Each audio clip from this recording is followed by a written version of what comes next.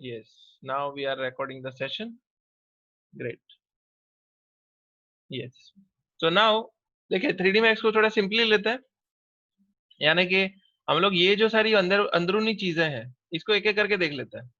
छोटा मतलब एकदम कह सकते हैं कि विद इन 1.5 आवर मुझे लग रहा है कि इन सब चीजों का आप लोग एक बार मास्टरी कर लेंगे, या तो कह सकते हैं कि इसका समझ लेंगे।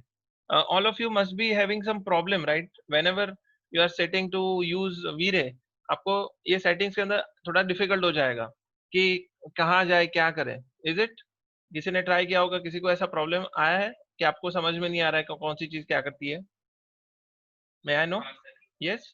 सो you all must be feeling confused, but now I will see कि मैं उसका क्लेरिफिकेशन आपको थोड़ा बहुत दे सकूं।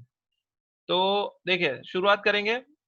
ये जो कॉमन सेटिंग्स तो काफी इजी है इसमें, अनलाइक माया इसमें थोड़ा सॉर्टेड है। तो इसको मैं फिलहाल एच डी कर लेता हूँ, या तो एच डी का बहुत ही छोटा 480 by 270 which is good enough for preview purpose.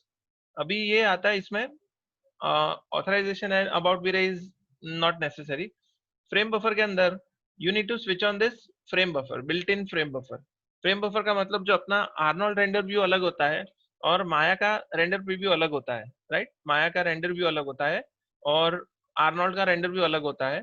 तो इसमें भी enable built in frame buffer का मतलब ये कि V-Ray will have its own render view. उसके अंदर आपको थोड़े एडिशनल फीचर्स दिए जाएंगे जो कि शायद आप यूज कर सकते हो या तो फिर आप इग्नोर कर सकते हो, it's up to you.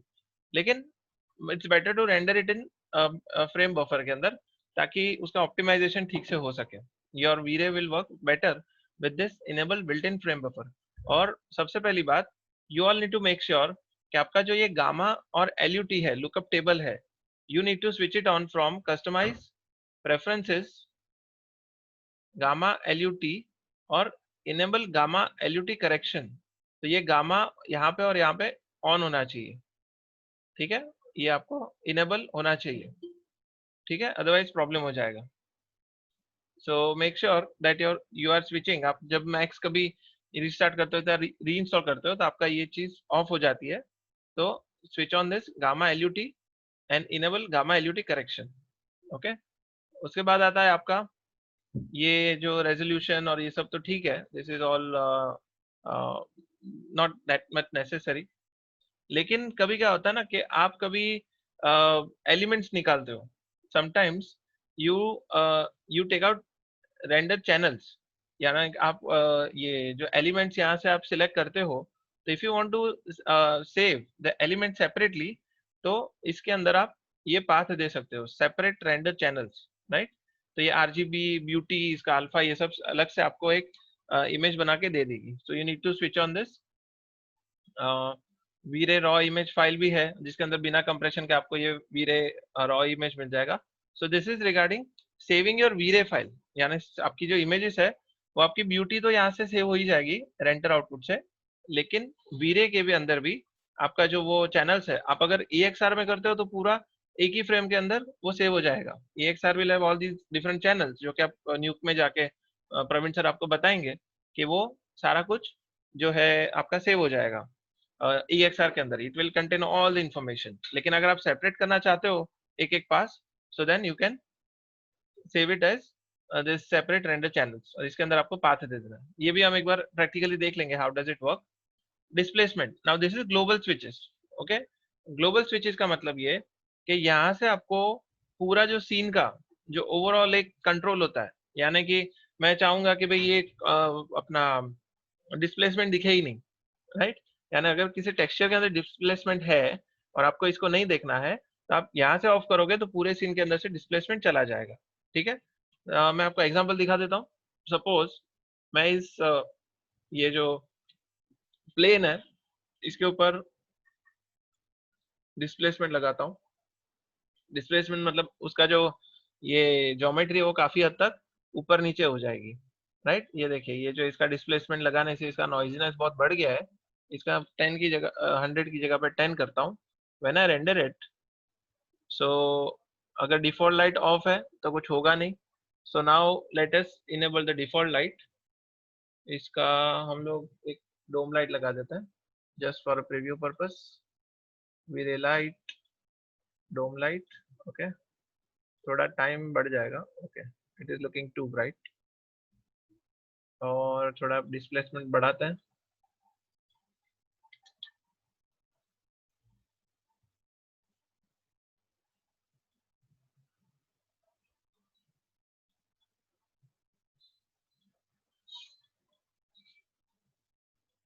Okay, I think I have not yet applied the material. अभी आ जाएगा। So now you can see that this is a displacement that is visible, यानी आपका जो ग्राउंड है पूरा डिस्प्लेस हो गया, राइट। लेकिन अगर मैं ये ग्लोबल स्विचेस में से डिस्प्लेसमेंट को बंद कर देता हूँ तो ये डिस्प्लेसमेंट चला जाएगा, ठीक है। तो कभी ऐसा हो सकता है कि आपके पास सीन के अंदर बहुत सारे मटेरियल्स में डिस्प्लेसमेंट है और आपको वो डिस्प्लेसमेंट को फिलहाल ऑफ कर देना है जबकि आप इल्यूमिनेशन अचीव कर रहे हो, तो देन ओके। इसका मैं एक सिंपल एग्जांपल देता हूँ कि आप लोग ने कारपेट देखे होंगे, right? You must have seen carpet, you must have seen some very rough ground. तो उसके अंदर भी डिस्प्लेसमेंट लगा हो सकता है, but time being if you want to just see the illumination part, so then you can switch off that displacement and then come up with the conclusion के look and feel अच्छा आ रहा है, अभी इसको डिस्प्लेसमेंट के साथ on करके पूरा रेंडर मार लेता है। so you can just switch on this displacement and render the scene out, so it is just for optimization purpose। Lights को भी ओवरऑल ऑन ऑफ कर सकते हो, you can switch off all the lights. Then ये जो आपको menu है, ये जो आपको इतना दिख रहा है, इसके अंदर कुछ चीजें हिडन है, यानी कि वीरे वालों ने क्या किया कि ये कुछ कुछ ऐसे ऑप्शंस है जो कि सिर्फ एडवांस या तो इंटरमीडिएट लेवल के लोग ही उसको ऑप्टिमाइज कर सकते हैं या तो उसको समझ सकते हैं। तो उन्होंने क्या किया, यहाँ पे है डिफॉल्ट, और डिफॉल्ट के ऊपर आप क्लिक करेंगे तो और एक आपको इसके अंदर ऑप्शंस आ जाएंगे। देखिए एडवांस के अंदर थोड़े ऑप्शन बढ़ गए और एक्सपर्ट के अंदर और भी सारे ऑप्शंस बढ़ गए, correct. So if I go back to default तो आप देखेंगे कि इसमें बहुत कम ऑप्शंस है। Up to this image sampler के ऊपर आप देखिए ये मैक्सिमम ट्रांसपेरेंट लेवल तक ही यहाँ पे दिख रहा है, लेकिन जैसे ही एडवांस करेंगे तो ये मैक्सिमम ट्रांसपेरेंट लेवल के नीचे और दो तीन चीजें आ गई, मैक्सिमम रे इंटेंसिटी, सेकेंडरी रे बायस एंड ऑल दैट। ये कौन कर सकता है, जब कोई इंसान बहुत ही ज्यादा एक्सपर्ट हो जाता है, उसको समझ में आ जाता है कि भाई ये ऐसे है वैसे है, तो उसके बाद ये इन चीजों को यूज करेगा। और दूसरा इसके बाद एक्सपर्ट, अभी एक्सपर्ट में और फर्दर थोड़े ऑप्शन बढ़ जाए, जैसे ये 3D max photometric scale, legacy sun and sky camera, तो ये सारी चीजें और फर्दर बढ़ गई, right. So these are just additional controls.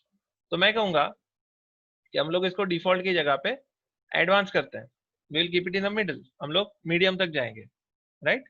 सो ये इतना तक हम लोग देख लेते हैं, बिकॉज इसके बाद जो एक्सपर्ट लेवल है इसके अंदर मुझे कुछ खास ऐसा कोई एडिशनल व्हाट यू से कोई फायदा नहीं दिख रहा है जिसको यूज करके मैं मेरे कोई आउटपुट को सुधार सकता हूँ। दीज आर जस्ट जैसे कह सकते हैं ना कि बाल की खाल उखाड़ना।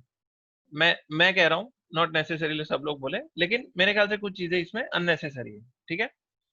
सो ये रिफ्लेक्शन एंड रिफ्रैक्शन, ये देखिए यहाँ पे रिफ्लेक्शन रिफ्रैक्शन मतलब कि अगर इसके अंदर, अगर इस ये जो शेडर है, द शेडर को मैं यहाँ पे वीरे दे देता हूँ, वीरे मटेरियल, और इसको वीरे मटेरियल को मैं थोड़ा सा रिफ्लेक्शन दे देता हूँ, ओके। और ये जो अपना टी पॉट है इसको मैं रिफ्लेक्शन प्लस रिफ्रैक्शन भी दे देता हूँ, यानी ये जो आपका टी पॉट है वो ट्रांसपेरेंट हो जाएगा, ओके। तो ये ट्रांसपेरेंट हो गया। तो अभी हम अगर इसको रेंडर करेंगे तो देखिए इसमें रिफ्लेक्शन यहाँ पे दिखेगा आपको ग्राउंड के ऊपर, you can see the refraction, और ग्लास भी दिख रहा है और प्लस नीचे ग्राउंड के ऊपर रिफ्लेक्शन भी दिख रहा है। इसको थोड़ा मैं बढ़ा दूंगा अप टू 5। सो आप देखेंगे कि इसका जो रिफ्लेक्शन प्लस रिफ्रैक्शन दोनों भी यहाँ पे दिख रहा है। लेकिन अगर मैं इसका ये बंद कर देता हूँ रिफ्लेक्शन प्लस रिफ्रैक्शन, तो देखिए क्या होगा, दोनों भी चले गए, राइट। तो पूरे सीन में आपका ग्लोबल स्विच मिल गया, यानी पूरे सीन में जहां जहां पे रिफ्रैक्शन और रिफ्लेक्शन है वो सारे ऑफ हो गए, करेक्ट। तो ये आपका स्विच ये करेगा। मैप्स, मैप्स का मतलब मान लो इसके अंदर मैंने कोई ऐसा डिफ्यूज मैप लगाया कुछ भी है, तो इस तरह से ये मैप्स को ऑन ऑफ कर लेगा, इनेबल्स और डिसेबल्स टेक्सचर मैप। तो आप समझ रहे हो कि इसके अंदर पूरा आपको ओवरऑल एक काइंड ऑफ ये कंट्रोल है कि आप उन सारी चीज को एक साथ में बंद कर दें, ठीक है। दूसरी चीज देखते हैं, ओवरराइड डेप्थ। ओवरराइड डेप्थ यानी बाय डिफॉल्ट ओवरराइड डेप्थ कुछ और होती है, यानी मे बी अराउंड 10 by 10 या समथिंग। ओवरराइड डेप्थ का मतलब कि ये अपनी जो रिफ्रैक्शन की डेप्थ है, यानी कितनी बार उसके जो रिफ्लेक्शन और रिफ्रैक्शन रेज है वो कितनी बार ट्रैवल करेंगे थ्रू द ऑब्जेक्ट। ओके, ये देखिए, अगर मैं 1 रखता हूं तो ऐसा आ रहा है, राइट, क्योंकि इसका जो रिफ्रैक्शन डेप्थ है वो 1 होगी। लेकिन अगर मैं इसको 10 करता हूं तो आप इसका देखिए क्या होगा। ये देखिए अभी पूरा जो ऑब्जेक्ट है वो काफी हद तक ग्लास दिख रहा है, because the refraction rays were able to go inside the object 10 times. वो अलग अलग ऑब्जेक्ट को इंटर, उसकी जो सरफेस है उसको हिट करके हमारे कैमरे तक पहुंचे। तो ये 10 बार यहाँ पे वो रेज हिट हुए हैं। अगर मैं इसको कम करके 3 करता हूँ तो आप देखेंगे कि उसका आउटपुट 1 और 10 से थोड़ा डिफरेंट होगा, right. This is looking different because उतनी बार उसने 3 ही बार उसने जो है सरफेस को हिट करके उसने कैमरे तक पहुंचे। तो ये ओवरराइड डेप्थ इसलिए होती है। आप अगर याद करें, मैंने आपको एक इंसिडेंट बताया था कि I have I had a lift and elevator. Elevator के 3D ऑब्जेक्ट के अंदर पूरा जो लिफ्ट था वो क्रोम का था। आपने देखा होगा वो जो लिफ्ट होती है वो स्टील की होती है। तो उसका जो 2 पार्ट थे वो ब्लैक आ रहे थे। ओके, देवर अपियरिंग ब्लैक। अभी प्रॉब्लम ये था कि सामने सामने के जो प्लेन्स थे वो 6 बार, वो 6 बार अपने आप एक दूसरे को हिट करके बंद हो जा रहे थे, right, because the overall depth या तो ओवरऑल जो उसका रिफ्रैक्शन या रिफ्लेक्शन रेज को जो हिट करना था वो 6 बार हो रहा था। लेकिन जैसे ही मैंने उसको यहाँ पे ओवरराइड डेप्थ करके उसको 10 किया तो मेरा टॉप और बॉटम पार्ट भी रिफ्लेक्शन होना शुरू हो गया, because I have exceeded my reflection rays का जो बाउंसेस है उसको मैंने बढ़ा दिया। ठीक है, तो ये जो ऑप्शन है कभी कभी आपको यूज करना पड़ेगा एज पर रिक्वायरमेंट, तो इसको आप जरा ध्यान रखिएगा। Then diffuse maps and filter maps, ये सब तो काफी कह सकते हैं कि फिल्टरिंग, यानी कह सकते हैं कि उसकी ऑप्टिमाइजेशन। अगर वो कैमरे के नजदीक होगा तो वो थोड़ा ज्यादा डिटेल दिखेगा, अगर वो दूर जाएगा तो थोड़ा उसका डिटेल अपने आप कम हो जाएगा, just for the optimization purpose. GI filter multiplier and all that, this is not necessary. Maximum transparent levels, okay, maximum transparent levels, ये देखिए, control the depth to which transparent objects are traced, set this to higher value when in presence of many opacity map overlapping triangles, that is foliage। आप समझे कि आपका जब tree होता है तो ट्री के अंदर बहुत सारे ओपेसिटी मैप्स होते हैं, यानी कह सकते हैं कि एक लीफ दूसरे के पीछे छुपा होता है। तो इसका मैक्सिमम ट्रांसपेरेंट लेवल 50 रखेंगे तो उस हिसाब से वो ओपेसिटी मैप्स को एक दूसरे के पीछे ओवरलैपिंग इनेबल करेगा कि आप उसको देख सके 50 टाइम्स, यानी एक दूसरे के अंदर जो थिकनेस होती है वो उतनी ज्यादा दिखेगी। अगर कम रखेंगे तो एक ही ओपेसिटी मैप एक को ट्रांसपेरेंट करके पीछे वाले को ठीक से नहीं दिखाएगा। ओके, तो लेकिन ये 50 रखना है। मैंने जैसे कहा कि कुछ चीजें इसमें एडिशनल बाल की खाल उखाड़ने जैसा है। अभी है प्रोबेबिलिस्टिक लाइटिंग, ये वाला, ये जो ऑप्शन है, ये प्रोबेबिलिस्टिक लाइटिंग जो है, दिस इज वेरी इंपॉर्टेंट। ये इसका मैं आपको करके दिखाता हूँ अभी। हिडन लाइट्स, ये जो, ये देखिए डिफॉल्ट लाइट्स, अभी डिफॉल्ट लाइट में जैसे मैंने ऑन कर दिया, if I am keeping this default light on, तो हमें ये डिफॉल्ट लाइट में ऑन दिख रहा है, यानी अपना कोई जो आउटपुट है वो बिना लाइट के भी दिख रहा है। अगर मैं इसको ऑफ कर दूंगा तो ये चला जाएगा, और ऑफ विथ जीआई, राइट। अभी ये बहुत जरूरी है, ऑफ विथ जीआई। अदरवाइज क्या होगा कि हम लोग पता है वो माया के अंदर ये करते थे कि वो क्या, enable lights, enable default lights, जो कॉमन सेटिंग में से माया के अंदर जो हम लोग सबसे नीचे जाके करते थे जब हम लोग मेंटल रे का ग्लोबल इल्यूमिनेशन ट्राई करते थे। होगा ये कि अगर ये डिफॉल्ट लाइट भी ऑन है और जीआई भी ऑन है तो दोनों मिला के आपका जो आउटपुट है वो फ्लैटन हो जाएगा, अगर आपने इसको ऑन रखा। इसका मतलब इस ये जो ऑप्शन है ये क्या करेगा, जैसे ही आप ये वाला जीआई ऑन करोगे, as soon as you switch on this GI, तो ये जाके डिफॉल्ट लाइट ऑफ हो जाएगी, ताकि वो आपका जो फ्लैटनेस है वो होने से बच जाए।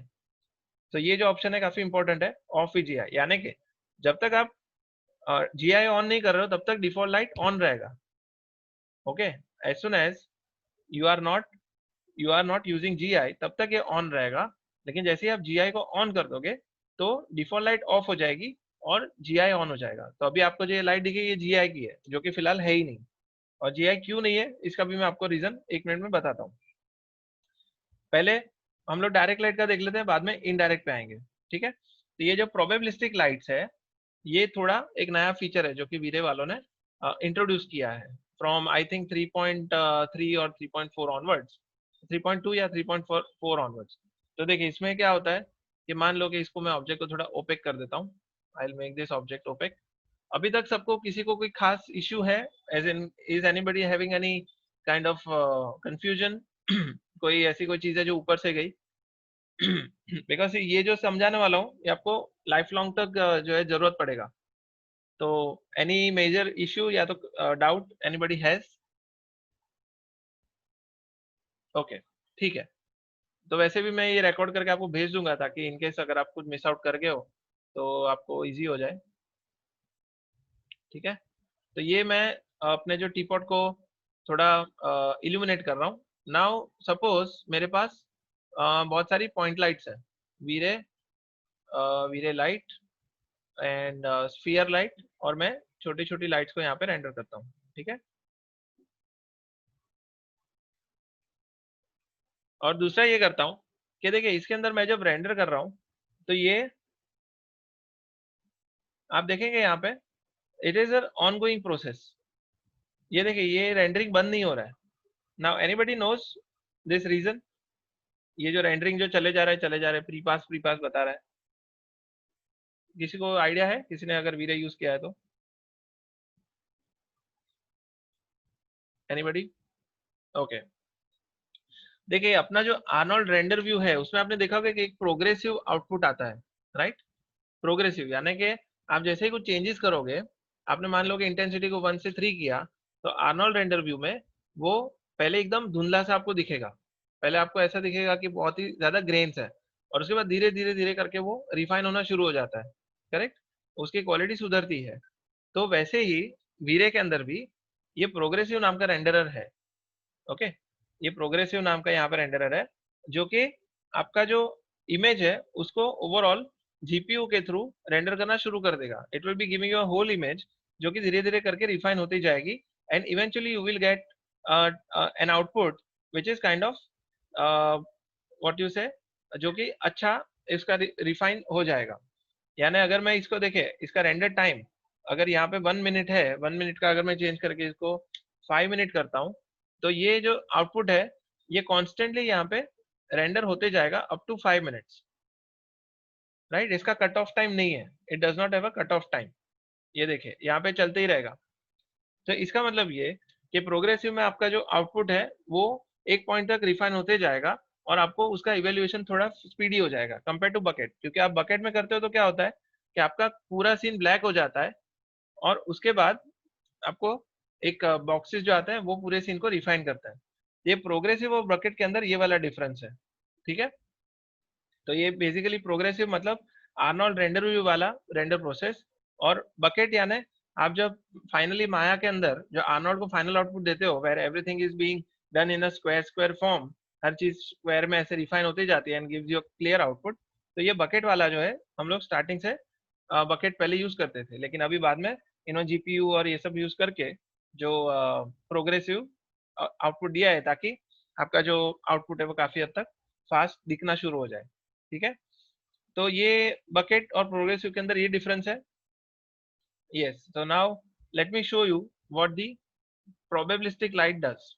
अभी मान लो कि मैं बहुत सारे ऐसे इंस्टेंस माय फेवरेट, इसको मैं चेंज करूंगा 5। यस, नाउ 5 लाइट्स यहाँ पे, देन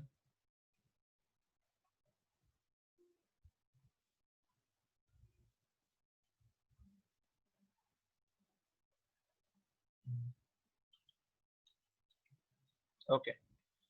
सो अभी देखेंगे, और एक को येलो लाइट दे देंगे,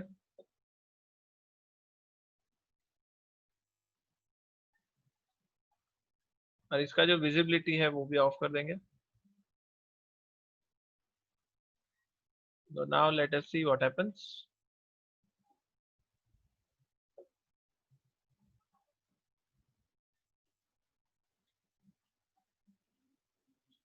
तो अभी क्या हो रहा है कि अपना जो ये लाइट्स है, ये हर एक लाइट के अंदर से शेडो निकल रहा है, यानी हर एक लाइट अपना जो है इल्यूमिनेशन एमिट कर रही है, हर एक लाइट अपना शेडो कास्ट कर रही है।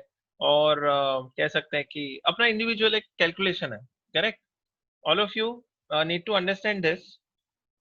Everyone is with me, right? Sir can you repeat the question? Okay. V-Ray के अंदर जो वो मैं कह रहा था कि प्रोग्रेसिव प्रोग्रेसिव एक मेथड है जो कि रेंडरिंग में हम लोग यूज करते हैं। मैं यूज नहीं करता, जनरली लोग करते हैं, लेकिन अभी प्रोसेस ये हो जाएगा कि भाई आपको जख मार के यूज करना पड़ेगा, क्योंकि क्योंकि हर चीज अभी रियल टाइम होने वाली है। एंड रियल टाइम के अंदर आप देखोगे कि एवरीथिंग इज फर्स्ट वो ऐसा थोड़ा बेसिक सा दिखता है, थोड़ा धुंधला सा दिखता है, बाद में वो रिफाइन होना शुरू हो जाता है। So that is the process of GPU rendering.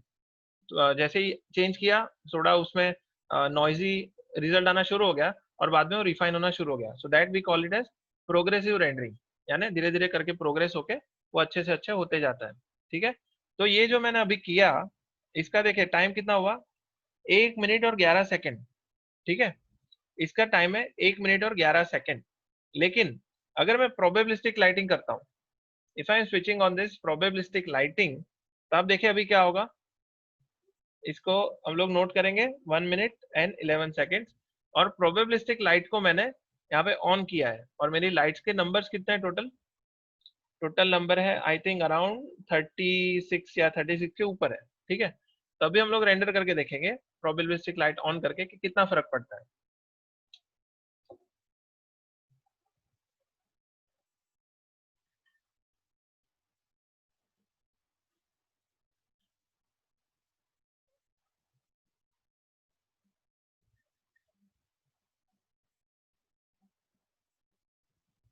ठीक है? तो ये रेंडर हो गया आपका ऑलमोस्ट। ये जो बकेट बड़ा सा एक रुक गया है, वो भी अभी खत्म हो जाएगा।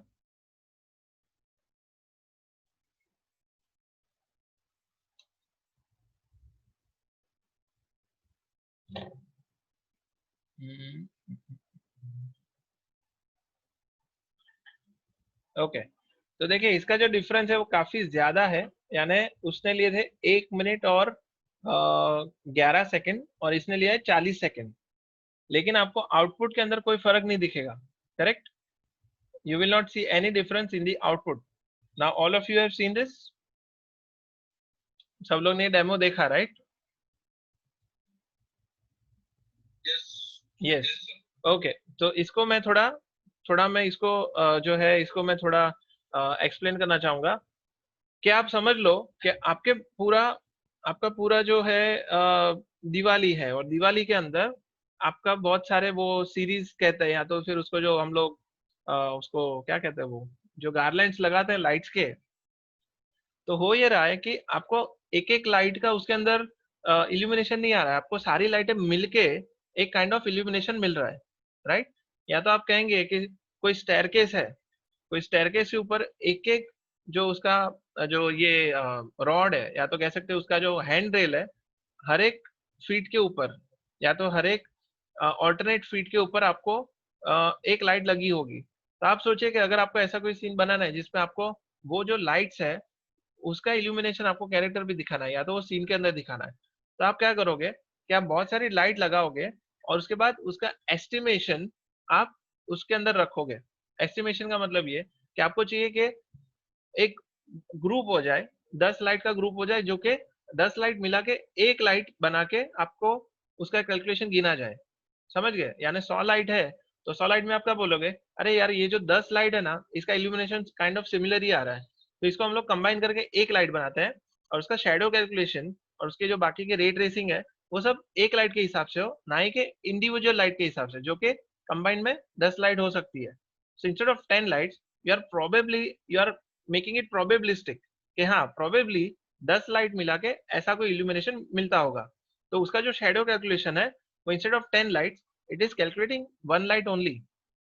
समझ गए? यानी इसका नाम ही प्रोबेबिलिस्टिक लाइटिंग है, कि सब कुछ वो लोग बंच आउट करके सबकी एक एक ऐसा ग्रुप बना के it is calculating accordingly, it is not calculating individually.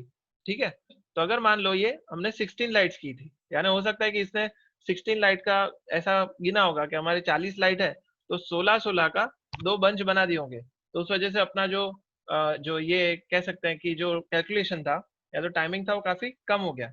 लेकिन अगर मैं इसको समझो कि 2 रखता हूँ 16 की जगह पे, अगर मैंने इसका जो ये प्रोबेबिलिस्टिक लाइटिंग का जो बंच है, ये देखिए इसमें क्या लिखा है, this option enables optimize sampling for scenes with many lights. Okay, तो इसको अगर मैं 2 रखता हूँ तो 2 में क्या होगा, देखिए जब प्रोबेबिलिस्टिक लाइटिंग ऑफ था तो 1 मिनट 11 सेकेंड लगे थे।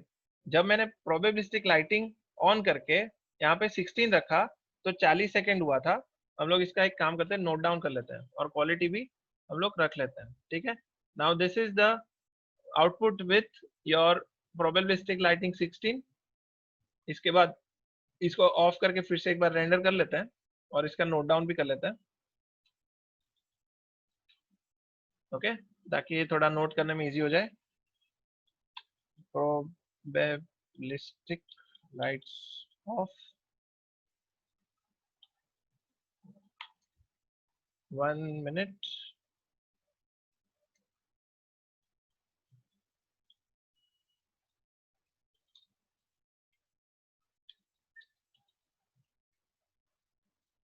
सिक्सटीन नंबर्स, इसका आया 40 सेकेंड्स। और अभी हम लोग इसको करेंगे, इसका प्रोबेबिलिस्टिक लाइट्स करेंगे 2, ठीक है, और इसका हम लोग अभी आउटपुट देखेंगे। मैंने यहाँ पे ऑन कर दिया है, 2 कर दिया है। अभी इसका टाइम देखते हैं कि 2 इसका जो ये करके प्रोबेबिलिस्टिक लाइटिंग 2 करके कितना फर्क पड़ रहा है।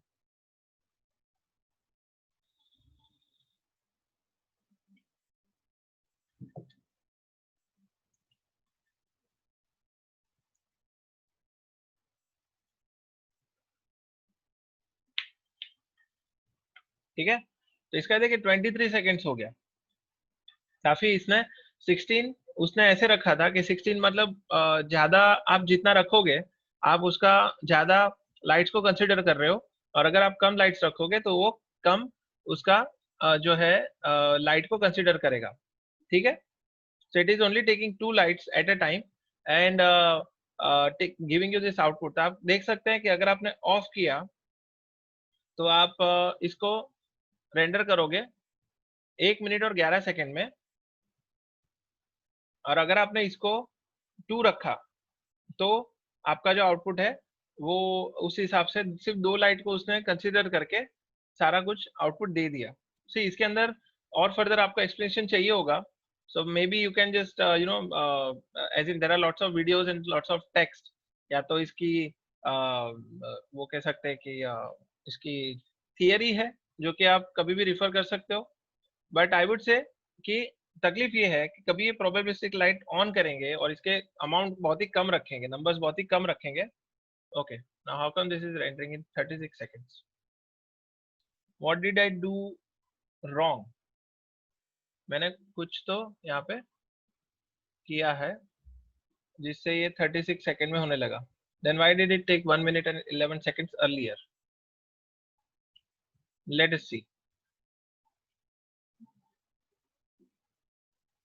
It first time it took 1 minute and 11 seconds. Is it because I have zoomed out or what? ठीक है, देखते हैं, फिर से एक बार करते हैं। I will keep the probabilistic lighting off, render it.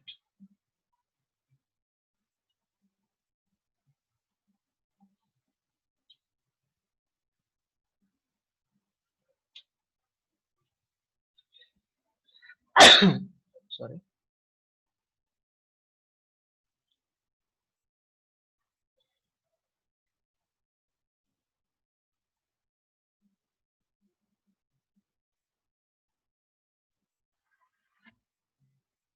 So it has gone to, I think it is going to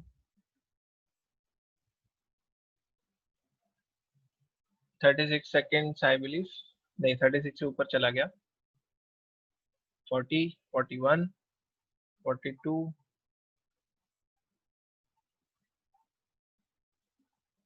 now even after working for so many years, ये हमेशा कुछ ऐसी चीजें होती है जो कि हमें कंफ्यूज करती है कि ये बढ़ाने से ज्यादा फायदा होगा या कम करने से ज्यादा फायदा होगा। समटाइम्स जो उसके जो हमारा कंक्लूजन होता है या तो हमारा माइंडसेट होता है, वो कभी भी इतना फिक्स नहीं, फॉर्म नहीं होता कि ये करने से क्या चीज होती है। अभी देखिए सेम चीज को मैंने रेंडर किया, ये हो गया 1 minute and 8 seconds। ओके, तो इसको मैं यहाँ पे चेंज करता हूँ 1 minute 8 seconds, that is without probabilistic lights. देन इसको ऑन करके देखते हैं नंबर 2, यानी प्रोबेबिलिस्टिक लाइट, इसका नंबर 2 रखते हैं और सेम कैमरा व्यू से रेंडर करते हैं। Let us see what happens.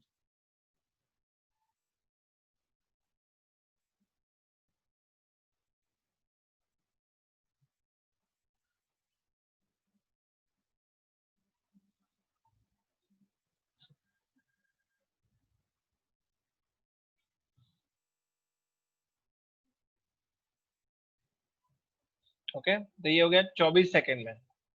Now this is 24 seconds, और मुझे एक्चुअली इसका कॉपी भी रखना चाहिए था, I should have kept it's copy.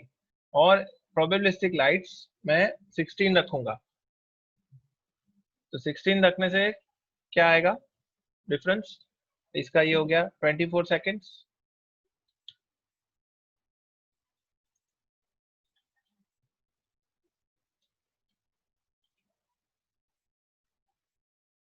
और 16 रखने से क्या होगा,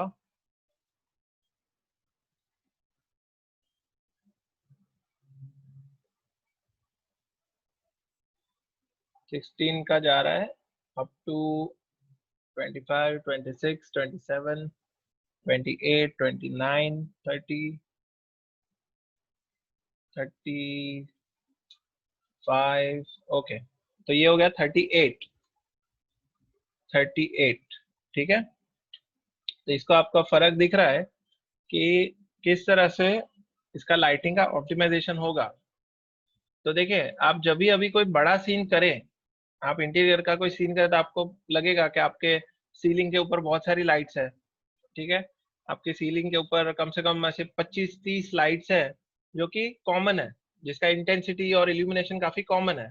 तो आप इसको अगर प्रोबेबिलिस्टिक लाइट्स को क्लिक करके अगर आप यहाँ पे अप्रोप्रिएट नंबर डालें, 4, 6, 18, जो भी आपको ठीक लगे।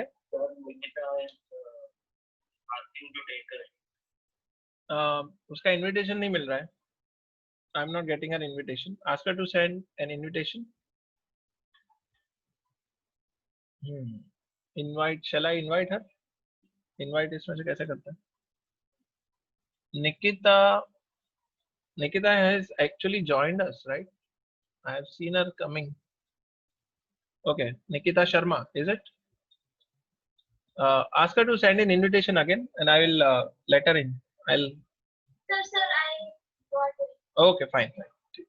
तो देखिए, ये जो मैंने प्रोबेबिलिस्टिक लाइटिंग का जो ये आपको बताया, is it clear to all कि आपको ये जो फीचर है, ये 3.4 या तो 3.2 के ऑनवर्ड जिन्होंने इंट्रोड्यूस किया है, जिसके थ्रू आप बहुत सारी चीजों को, बहुत सारी लाइट्स को एक कह सकते हैं कि, can you zoom in option?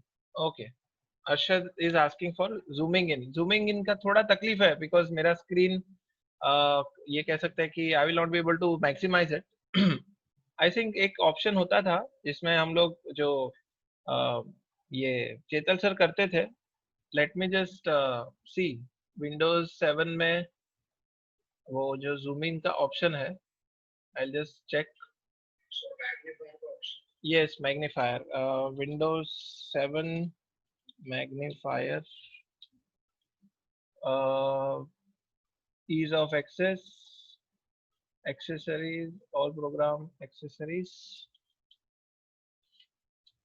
उसके बाद ease of access.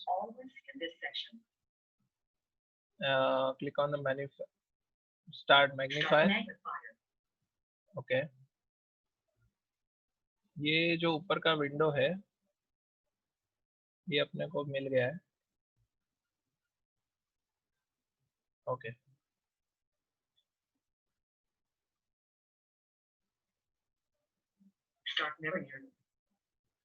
okay, why is it?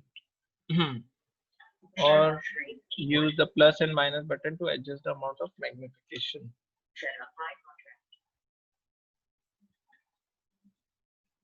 Start magnifier. Okay. Okay. I think I have got this now. Start on screen keyboard. ये क्या चल रहा है भाई? Set up my contract. बस हो गया।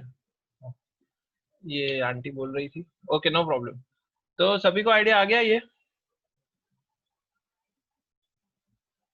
Everybody has got it right? ये जो टाइम कंज्यूमिंग, राइट। तो ये जो प्रोबेबिलिस्टिक लाइटिंग का जो फंडा है, ये आपको थोड़ा काफी हद तक लेकिन देखिए everything doesn't come with a cost, ठीक है? यानी कि कुछ भी चीज मुफ्त में नहीं आती। यानी हो सकता है कि आप जब इसको रेंडर करें, ठीक है, और आपने ऐसा बोला कि अरे यार 2 लाइट ही लगा देंगे, इतना सारा 100 लाइट लगाया है और 100 लाइट का हम लोग प्रोबेबिलिस्टिक लाइटिंग अगर 2 कर देंगे तो अपना जो आउटपुट है एकदम फटाफट जो है निकल जाएगा। That is not the case, ठीक है? That is not the case because आपके जो बोलिए। नहीं, आप फाइनल में भी यूज कर सकते हो। नहीं, फाइनल में भी कर सकते हो, लेकिन क्या होता है, आप अगर उसका डिफरेंस बहुत ज्यादा रखोगे, यानी आप 100 लाइट लगाओगे और आपका जो प्रोबेबिलिस्टिक लाइटिंग का नंबर आप 2 रखोगे या तो 4 रखोगे, तो फाइनल आउटपुट में नॉइज ज्यादा आ जाएगा। आपको ग्रेन्स बहुत आ जाएंगे उसमें, ठीक है? तो आप जब बड़ा सीन करोगे ना, तो हम लोग क्या करेंगे कि नेक्स्ट टाइम बड़े सीन पे जब काम करेंगे ना, तो इस ऑप्शन को हम लोग एक बार रिसर्च करेंगे।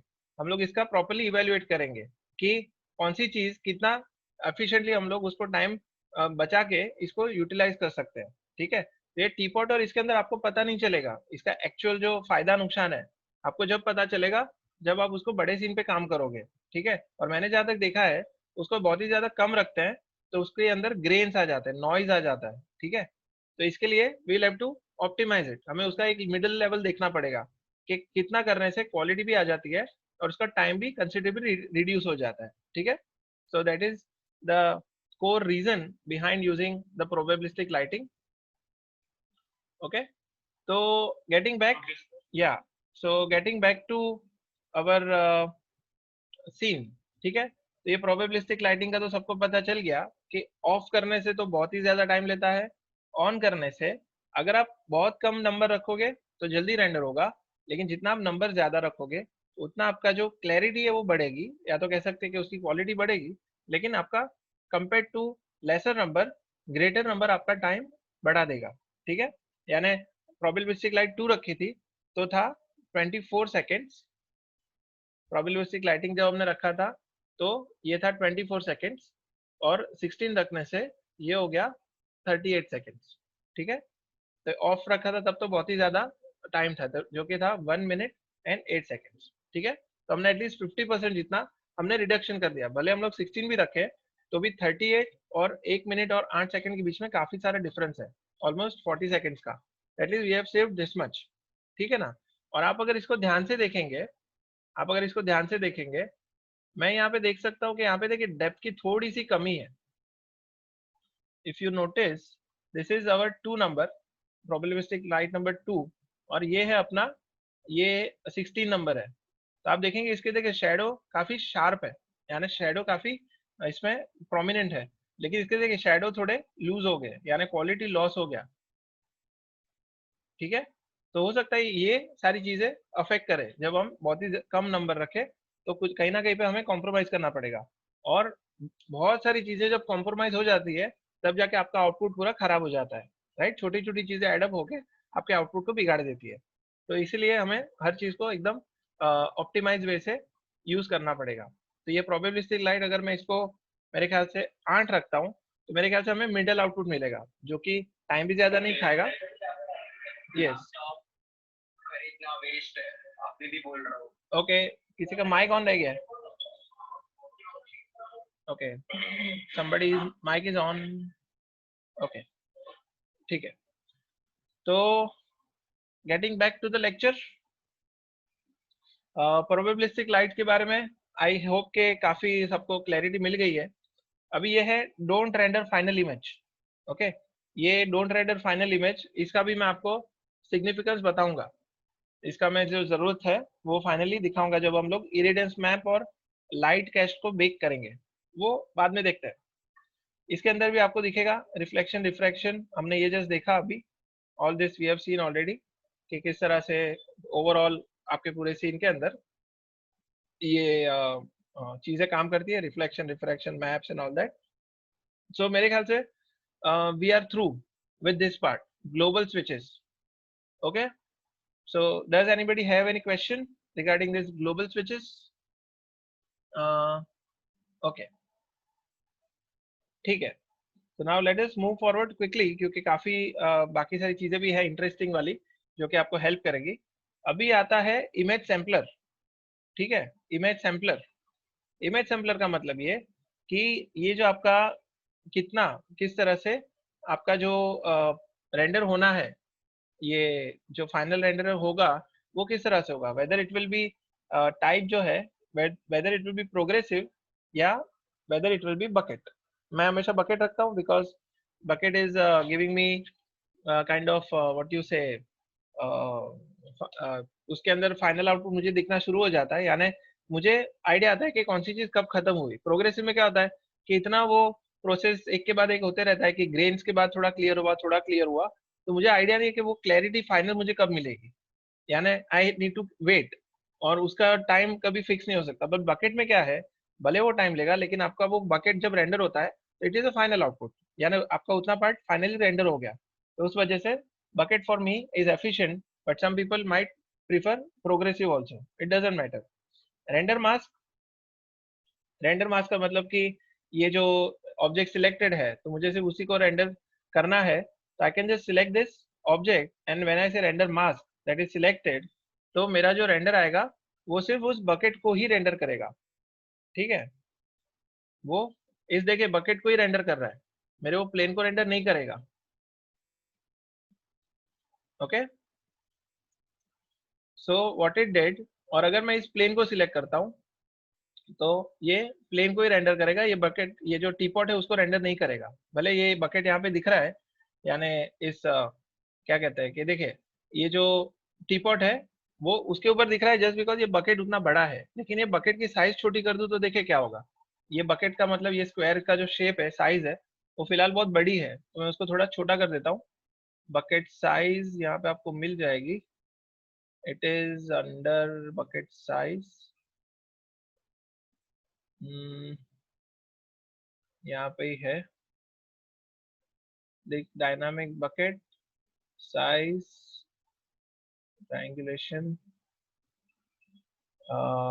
bucket size I want to just change, यहीं पे था, triangulation is fine.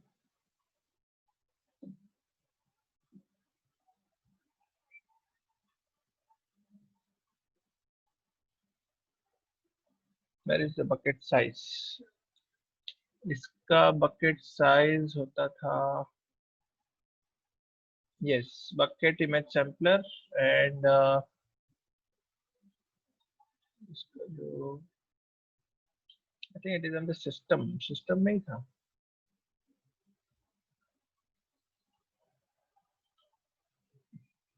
क्या बात है भाई, maximum subdues,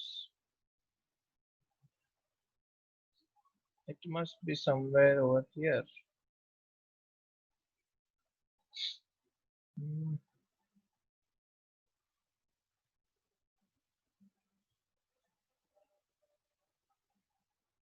Bucket image sampler, maximum subdues, not subdues, bucket width. Okay, this is where this is. ये इसके अंदर नहीं है. bucket width ये दोनों सेम होता है, यानी 48 है फिलहाल, तो मैं इसको कम करके अभी अगर से 8 कर देता हूँ तो बकेट की जो साइज है वो काफी छोटी हो जाएगी. आपका जो देखिए स्क्वायर काफी छोटे होगा, तो अभी ये टीपॉट के ऊपर नहीं जा रहे देखिए, क्योंकि हमने सिलेक्टेड, ये जो रेंडर मास्क था, रेंडर मास्क था वो हमने सिलेक्टेड किया है, और सिलेक्टेड के अंदर फिलहाल अपना प्लेन है, राइट, ये प्लेन है, उस वजह से आपका जो टीपॉट है वो रेंडर नहीं हो रहा है. अभी इसका मुझे कोई यूज बता सकता है, कोई ये जो रेंडर सिलेक्टेड का जो ऑप्शन है, मुझे कोई इसका अच्छा यूज बता सकता है?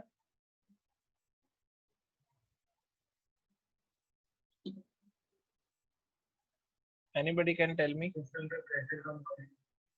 Sorry, can you speak a bit louder? System पे प्रेशर काफी कम पड़ेगा और सिलेक्टेड ऑब्जेक्ट पे। ठीक है, फेयर इनफ।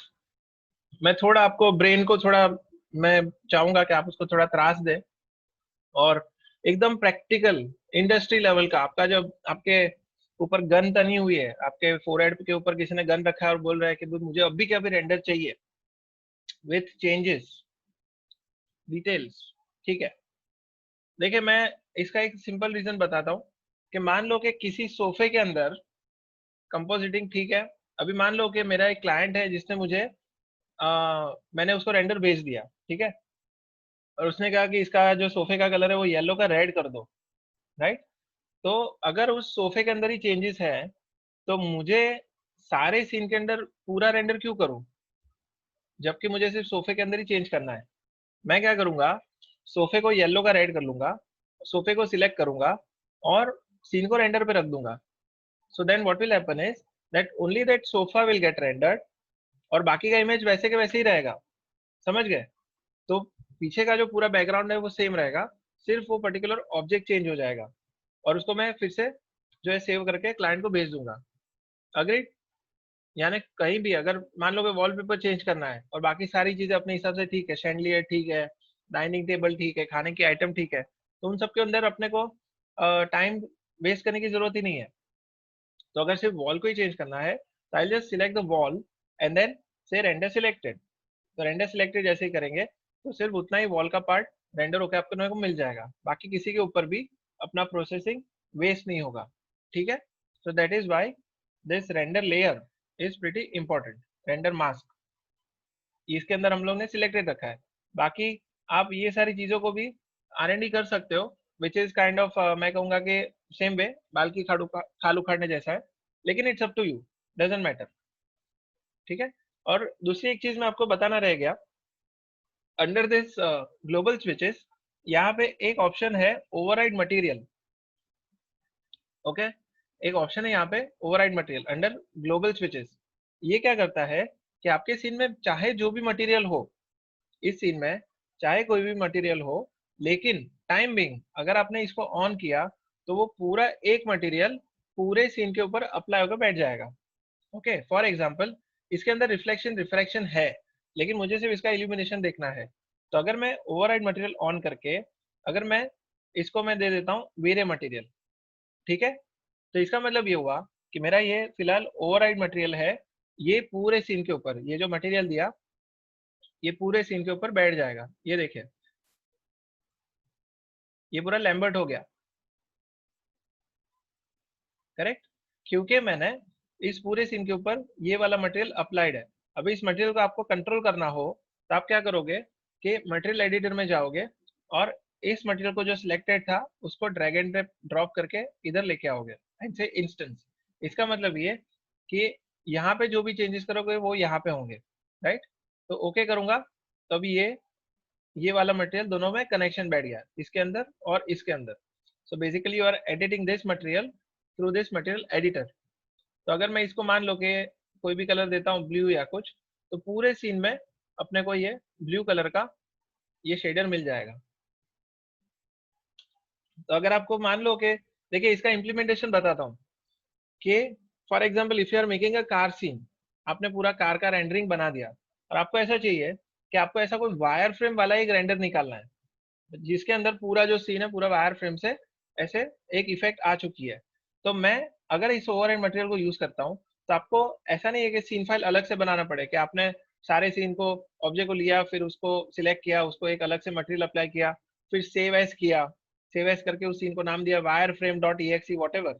आपको इसमें सिर्फ इतना करना है कि आपने ओवरराइड मटेरियल लेके ये मटेरियल अप्लाई कर दिया, इसको ऑन किया तो ये वाला मटेरियल आएगा। अभी मैं वायर फ्रेम वाला भी दिखा देता हूँ। इसके अंदर मान लो कि मैं वो वीरे एज करके इसमें एक ऑप्शन है अपने पास, वीरे एज, वीरे एज टेक्सचर, ठीक है। तो इसमें देखिए ये वायर फ्रेम वाला बैठ गया, तो ये पूरे जितने भी ऑब्जेक्ट्स है सारे के ऊपर ये वायर फ्रेम का शेडर लगा देगा जब तक कि मैंने यहाँ पे ओवरराइड मटेरियल का ऑप्शन चेक किया हुआ है, राइट। लेकिन जैसे ही ऑप्शन को ऑफ कर दूंगा तो फिर से वो अपने ओरिजिनल शेडर्स को रिटेन कर देगा, समझ गए। All of you have got it, this option override material का। Everyone is clear with this? Yes. Yes. So basically you are overriding everything with one particular material, जो कि occlusion भी हो सकता है, जो कि edge texture भी हो सकता है, जो कि transparent object भी हो सकता है, कुछ भी हो सकता है. Okay, it's up to you. You can do whatever you want with that one particular material, जो कि पूरे scene में जो है ये लग जाएगा, यानी that will be implemented on the entire scene. और इसमें एक दूसरी भी चीज है कि मान लो अपने पास 3 ऑब्जेक्ट्स हैं, अपने पास इसके अंदर 3 ऑब्जेक्ट्स हैं, suppose 1 teapot, 2 teapot and 3rd teapot, ठीक है. और हमें चाहिए कि इसमें इस वाले टीपॉट के ऊपर वो मटेरियल ना लगे. We don't want this particular teapot to have that material. तो मैं ऑन तो कर दूंगा, लेकिन इसके अंदर ये टीपॉट का नाम क्या है, this teapot name is teapot 3. तो मुझे ये वाले टीपॉट के ऊपर वो मटेरियल नहीं लगाना है, तो ये इंक्लूड एक्सक्लूड के अंदर I can go to exclude and select this teapot 3 और उसको एक्सक्लूड वाले लिस्ट के अंदर डाल दूंगा. ओके, इस टीपॉट को मैंने एक्सक्लूड वाले लिस्ट में डाल दिया. So now what will happen is that material will be applicable everywhere except this particular teapot. ये देखिए, सी अभी ये जो तीसरा टीपॉट है वो वैसे ही रिटेन रहा और बाकी के टीपॉट के ऊपर वो वाला मटेरियल लग गया. और आप इसको उल्टा भी कर सकते हैं, ठीक है. इसमें अगर मैंने एक्सक्लूड की जगह पे इंक्लूड कर लिया तो इसका मतलब ये कि वो मटेरियल सिर्फ इसके ऊपर ही अप्लाई होगा, बाकी सबके ऊपर अपने ओरिजिनल मटेरियल इंप्लीमेंट होंगे, ठीक है. तो देखिए मैं इसको उल्टा करता हूँ. ये मैंने इसको रेंडर को बाजू में रख लिया. नाउ इंस्टेड ऑफ एक्सक्लूड मैं अभी इंक्लूड पे क्लिक करूंगा, राइट. अभी मैं इंक्लूड पे क्लिक करूंगा, तो इंक्लूड पे क्लिक किया तो अभी ये वाले के ऊपर एज वाला टेक्सचर आ जाएगा और बाकी सब अपना ओरिजिनल टेक्सचर से ही रेंडर होंगे, ठीक है. So this is a very vital, मैं कहूँगा एक ऑप्शन है.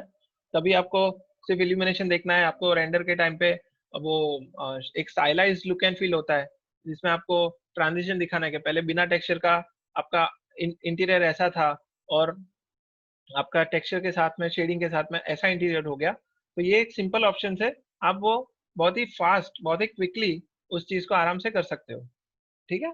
So this is why this thing is quite important when it comes to rendering and optimizing your time with regards to good quality output. तो ये आपका include exclude हो गया. Shading rate, अब ये शेडिंग रेट जो है ये जितना कम होगा, minimum shading rate, number of rays shot through anti aliasing versus ये वो, मैं कहूँगा साइंटिफिक बनने की जरूरत नहीं है. इसको कम करोगे तो क्वालिटी बिगड़ेगी, रेंडर आउटपुट जल्दी निकलेगा. अगर इसको आप ज्यादा रखोगे क्वालिटी सुधरेगी, टाइम बढ़ जाएगा. एज सिंपल एज दैट, ठीक है. अगर आप मिनिमम शेडिंग रेट को कम रखोगे तो आपका क्वालिटी बिगड़ेगा, लेकिन रेंडर टाइम कम हो जाएगा, आपका रेंडर टाइम काफी फास्ट हो जाएगा. लेकिन जितना शेडिंग रेट जो है ज्यादा रखोगे तो आपका जो है टाइम भी बढ़ जाएगा और क्वालिटी भी सुधर जाएगी. आपको जनरली इसको 4, 6, 10 जितना चाहे रख सकते हो, depending on your hardware capacity. Okay, so minimum shading rate अगर आप कम रखोगे तो आपका रेंडर टाइम कम हो जाएगा, लेकिन क्वालिटी बिगड़ जाएगी, इतना मैं गारंटी आपको दे सकता हूँ, ठीक है. सो ये है आपका मिनिमम शेडिंग रेट, जिसको हम जनरली 4 या 6 रखते हैं by default. Okay, then V-Ray Lanczos filter. V-Ray Lanczos filter, अभी इसका मतलब ये कि इसमें देखिए आपको बहुत सारे अलग अलग दिए हुए हैं जो कह सकते हैं फिल्टर्स. यानी हम लोग ने वो गॉस का देखा था, we all have seen that Gauss filter, जो आपकी एजेस को सॉफ्टन करता है. मैं एक छोटा सा रीजन ले लेता हूँ, इसको थोड़ा बड़ा करता हूँ मैं रेंडर, ताकि आपको ठीक से पता चले कि किस तरह से ये अलग अलग फिल्टर्स काम करते हैं. इमेज फिल्टर, ठीक है. ये देखिए, इसको मैं रेंडर करता हूँ.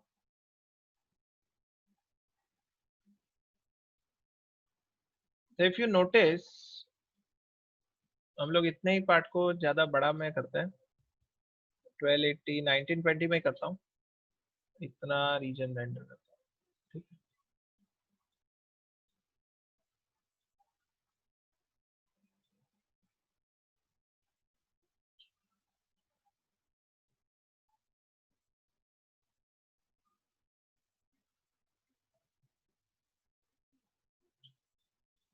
काफी टाइम ले रहा है, थोड़ा इसका बकेट साइज बढ़ा देता हूँ 48।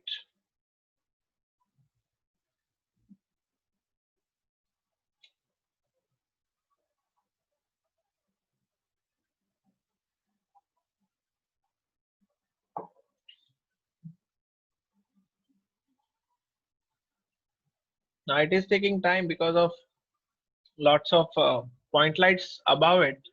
हम लोगों ने बिना वजह वो पॉइंट लाइट्स को इतना सारा वहां पे जमावड़ा करके रखा है। लेकिन देखिए मजे की बात ये है कि आपको जब लाइट पसंद तभी आती है जब वो आइडियली सेट हो। यानी देखिए मैं आपको डेमो भी दिखा सकता हूँ ये बोल के कि देखो अज्यूम करो कि एक पॉइंट लाइट से काम चल जाएगा, लेकिन मजे की बात यह है कि unless and until I create that particular mood तो आपको सीखने में मजा नहीं आता।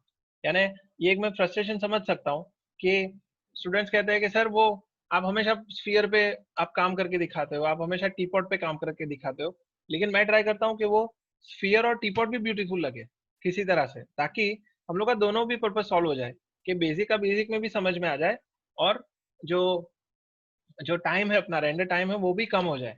पता चला मैंने हर बार वो ऑफिस का सीन लेके बैठ गया तो मैं सही में कहूँ अगर 3 साल भी ले ले तो भी कम हो जाएगा, because it will take so much of time for the output to come कि मैं क्लेरिफाई करते करते उसको 2-3 घंटा निकल जाएगा while the render is completed. तो इसलिए बैलेंस रखना जरूरी है कि मैं वो डेमो भी ब्यूटीफुल दिखाऊं और साथ में रेंडर टाइम भी कम हो जाए। सो इतना ही हम लोग रेंडर करते हैं फिलहाल। Just keep it to this, इतना करेंगे। और ये है सॉफ्ट फिल्टर, ठीक है, ये मैंने फिलहाल यूज किया है सॉफ्ट फिल्टर। ओके, और ये इसको मैं साइड में रख लेता हूँ। ओके, ये है अपना सॉफ्ट फिल्टर। और क्योंकि इसका नाम है cubic, now cubic is a 25 pixel blurring filter based on cubic spline. यानी ये ज्यादा आपको डिटेल में जाने की जरूरत नहीं है। क्यूबिक का मीनिंग ये थोड़ा सॉफ्ट फिल्टर है जिसके अंदर जो आपके एजेस है वो सॉफ्टली डिफ्यूज होती है, या तो कह सकते हैं ब्लेंड होती है अपने बाकी के ऑब्जेक्ट के साथ में। लेकिन अगर मैं इसमें वीरे लैंगसॉस फिल्टर यूज करता हूँ, वीरे लैंगसॉस फिल्टर, ओके, तो ये है आपका थोड़ा काफी हद तक शार्प फिल्टर। ये काफी आपका शार्प फिल्टर है। तो अभी इसका कंपैरिजन करते हैं।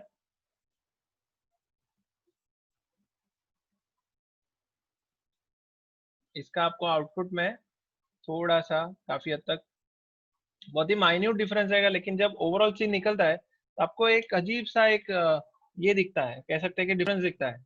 अभी ये सब आप कब नोटिस करोगे, जब आप टीवी खरीदने जाओगे, when you are going to buy a TV, तो देखिए बाजू बाजू में सैमसंग और सोनी के टीवी आपको दिखेंगे, ठीक है, आपको सोनी का टीवी भी रहेगा और सैमसंग का भी रहेगा।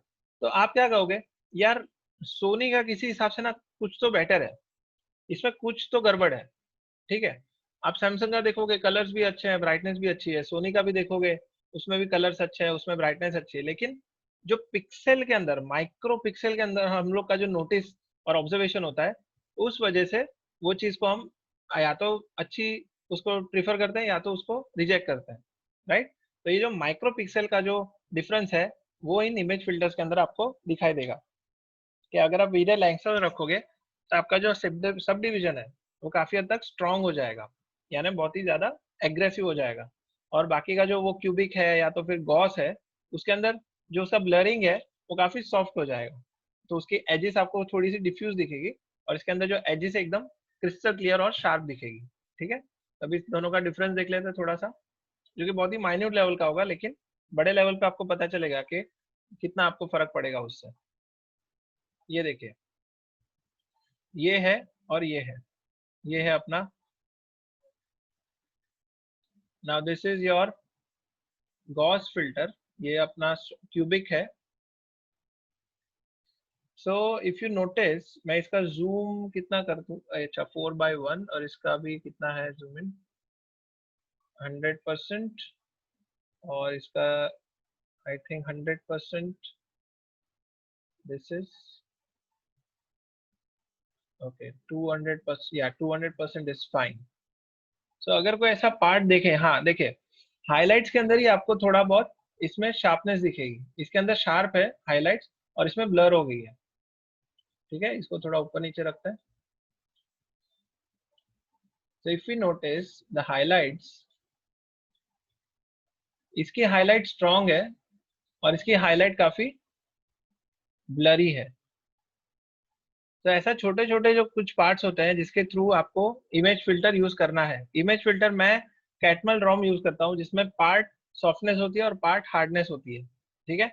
सो इट डिपेंड्स कि आपको कौन सा फिल्टर यहाँ पे यूज करना है। सो ये सारे आप कभी भी अगर आपको भी टाइम मिले तो all of you can go and check out these image filters, ठीक है। अभी इसका सिर्फ एक पीडीएफ दिखा के आपको इसको मैं कंक्लूड करता हूँ ये वाले पार्ट को। I will just give you one of the PDF that is already been shared with you all. Hopefully ये मुझे जल्दी से मिल जाए यहाँ पे।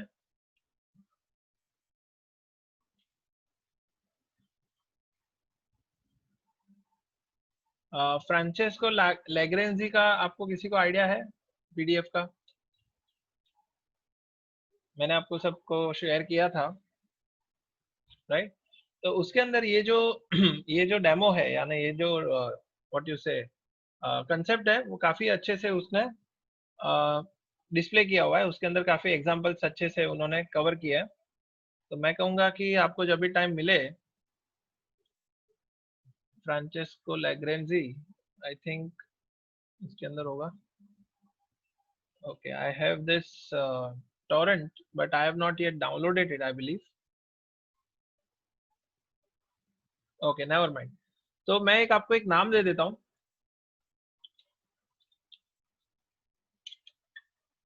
ठीक है। या तो ये टॉरेंट फाइल भी जिसको भी चाहिए, whoever downloads through torrent, I will just ठीक है, हाँ। तो ये आप उसका PDF डाउनलोड करने मिलेगा, so you all can just download it through that. Okay, so let us move on to another part which is bucket image sampler. अभी ये मैं आपको बता देता हूँ। सैम्पलिंग, इसको मैं एक टेक्सचर दे देता हूँ।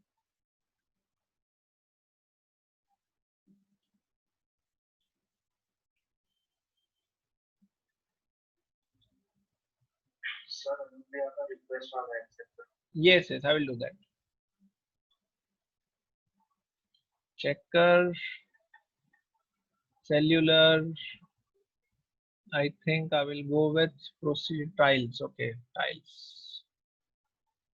Tiles में tiling. I will say 5 by 5. Okay. Anupriya. Where is Anupriya? Ask Anupriya to send a request. No. Okay. I'll see when it comes. और इसका जो कलर है वो चेंज कर लेते हैं। टाइल्स का कलर जो है, टाइल का texture I will make it to blue and इसका जो ग्राउंड्स है वो अच्छा उल्टा कर देते हैं, ठीक है। और इसको मेरे ख्याल से टाइल को और थोड़ा छोटा कर देता हूँ,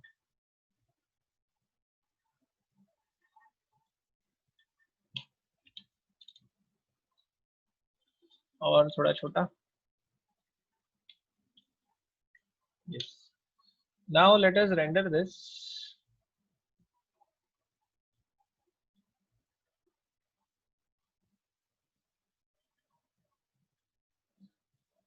देखिए मैंने इसका जो मिनिमम सबड्यूज है, मैक्सिमम सबड्यूज, ये मैंने कम रखा है तो आपको ऐसा आउटपुट आ रहा है। लेकिन जैसे ही बढ़ाऊंगा से 100, तो 100 का आउटपुट आप देखिए कैसा आएगा। Can you all see the difference? देखिए ये है आपका 100 सबड्यूज और मैं इसका मैक्सिमम सबड्यूज 1 कर देता हूँ, ठीक है। इसको मैंने कीप इमेज किया, ये है अच्छा वाला आउटपुट, ये है 100 सबड्यूज वाला, और मैं इसको 1 कर देता हूँ। ये देखिए, can you all see the difference? Yes everyone? ये जो या तो देखिए इससे क्या हो रहा है ना, आपका जो जो लाइन का डिटेल्स है, देखिए पिक्सल का जो सब डिविजन है वो जितना ज्यादा होगा उतना आपका लाइन रिटेन होगा, यानी आप जब दूर से उसको देखोगे 100%, आपकी लाइन एकदम क्रिस्टल क्लियर दिखेगी। लेकिन इसको आप देखेंगे तो आपको लाइन जो है खुरदरी दिखेगी, आपको वो रफ दिखेगी, बिकॉज जो सब डिवाइड हुआ वो पिक्सल का सैम्पलिंग है वो कम हो गया जब आपने इसके सैंपल्स 1 रखे। ठीक है, मैक्सिमम सब डिविजन जब आपने 1 रखे तो आपका सब डिविजन कम हुआ, लेकिन जैसे ही आपने इसको 100 किया 1:100, तो आपका जो सब डिविजन है सैम्पलिंग है वो बढ़ गया, और इस वजह से आपका जो लाइन है वो क्रिस्टल क्लियर दिखना शुरू हो गया। तो आप इसको रख सकते हैं अपने हिसाब से, जैसे 4, 8, 12, 24, 32। Sometime what happens is you have got some pattern, आपके किसी टेक्सचर के अंदर पैटर्न होती है जिसके अंदर ऐसा क्रिस क्रॉसिंग लाइन रहेगी, या फिर कोई गेट हो गया जिसके अंदर बहुत सारे रॉड्स होंगे। तो अगर आपने इसको मैक्सिमम सब डिविजन कम रखे तो वो रॉड एक दूसरे के अंदर ब्लेंड हो जाएंगे। ठीक है, वो रॉड्स एक दूसरे के अंदर ऐसे मिक्सअप हो जाएंगे। सो the more subdivision you keep, the more time it will take, but it will give you a very crystal clear and crisp looking lines. Okay, crisp looking details. अगर आपने उसको कम रखा तो वो डिटेल जो है कम हो जाएगी और आपका रेंडर टाइम भी कम हो जाएगा, लेकिन आपकी क्वालिटी रिड्यूस हो जाएगी। ठीक है, तो ये जो मैक्सिमम सबड्यूज है ये आप जनरली अपने हिसाब से रख सकते हो। ज्यादा सबड्यूज रखे रेंडर टाइम बढ़ जाएगा, और कम सबड्यूज रखे तो रेंडर टाइम कम हो जाएगा लेकिन क्वालिटी बिगड़ जाएगी। ठीक है, तो आप प्रीव्यू पर्पज के लिए 4 रख सकते हो, जो कि एक मिड लेवल का आपको कह सकते हैं कि प्रीव्यू पर्पज के लिए आप रख सकते हैं। तो अगर मैं 4 रखता हूं तो देखिए इसमें मुझे मिड लेवल आउटपुट मिल रहा है जो कि एज गुड एज 100 है, यानी मैक्सिमम सबड्यूस लेवल इसके 4 हो सकते हैं। तो अगर 4 से कम चल रहा है तो मैं 100 पे क्यों जाऊं। ठीक है, तो आप इसको इस तरह से, और मिनिमम, मिनिमम का मतलब देखिए जहाँ पे जरूरत ही नहीं है वहां पे वो एक सबड्यू यूज करेगा या तो एक सैम्पलिंग यूज करेगा। अगर मैंने इसको 3 कर दिया तो प्रॉब्लम ये होगा कि मिनिमम ये हर एक पिक्सल में जाके मिनिमम 3 सैम्पलिंग, या तो कह सकते हैं 64 टाइप का सैम्पलिंग करेगा। तो इससे क्या होगा कि टाइम आपका बहुत ही ज्यादा बढ़ जाएगा, क्योंकि जहाँ पे जरूरत नहीं भी है वहां पे भी वो सैम्पलिंग करेगा। तो मिनिमम आप कम से कम रखो, that is 1, that is at least इतना वो सैम्पलिंग करे 1 जितना, और मैक्सिमम जितना जहाँ पे बहुत ज्यादा जरूरी है वहां पे वो सैम्पलिंग करेगा अप टू 64। ठीक है, तो इस टाइप का आपको बैलेंस आउट करना है ये मिनिमम मैक्सिमम जो सब डिविजन है उसके अंदर, यानी इसको हम सैम्पलिंग कहते हैं। पिक्सल का जो सब डिविजन होता है उसको हम लोग सैम्पलिंग कहते हैं। ठीक है, ग्लोबल डीएमसी इसके अंदर आपको जरूरत नहीं है। जनरली ये लॉक नॉइस पैटर्न ये आपको वॉक थ्रूज के अंदर काम में आता है। ये जो ऑप्शन है कि आपका जब नॉइजीनेस आती है वॉक थ्रूज के अंदर तो इसको ये लॉक कर लेगा, यानी नॉइज जो है ओवरऑल एकदम वो कांस्टेंट हो जाएगा। तो जब वो कांस्टेंट होता है तो आपको नोटिस नहीं होता कि नॉइज है कि नहीं। अगर वो नॉइज ट्रैवल कर रहा है हर एक फ्रेम पे वो चेंज हो रहा है तब जाके आपको फ्लिकर्स या जिटर्स दिखेंगे। But when you lock this noise pattern तब जाके वो उसकी जो फ्लिकरिंग है वो आपको फेक होगी, यानी आपको लगेगा कि नॉइज है ही नहीं, जबकि वो है लेकिन वो लॉक हो गया है, वो स्टिक हो गया है। ठीक है, अभी आते हैं एनवायरमेंट के ऊपर। एनवायरमेंट का मतलब कि एक आर्टिफिशियल डोम, एक आर्टिफिशियल डोम जो कि आपके आसपास, ये जो आपका पीछे का अल्फा है ये आप देखोगे यहाँ पे, ये देखें आपका जो ये अल्फा है, इसको रीजन बंद कर देता है, और अच्छा 1920 बहुत ज्यादा रेंडर अपना पिक्सल 720 कर लेता हूँ।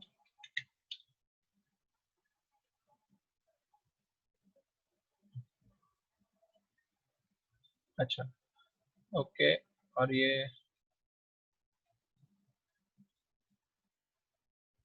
I think I have set these जो बल्ब है वो ऑफ है उसका विजिबिलिटी।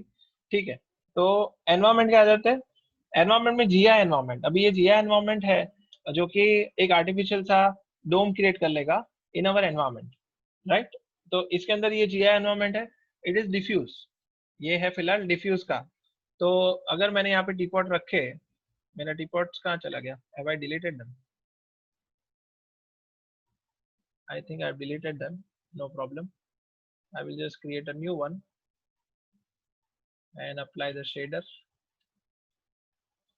तो फिलहाल देखिए क्या होगा, that even when I switch on this GI, इसका मतलब ग्लोबल इल्यूमिनेशन, ये फिलहाल इसके ऊपर कुछ भी नहीं करेगा, ये सिर्फ डिफॉल्ट लाइट ऑन करेगा।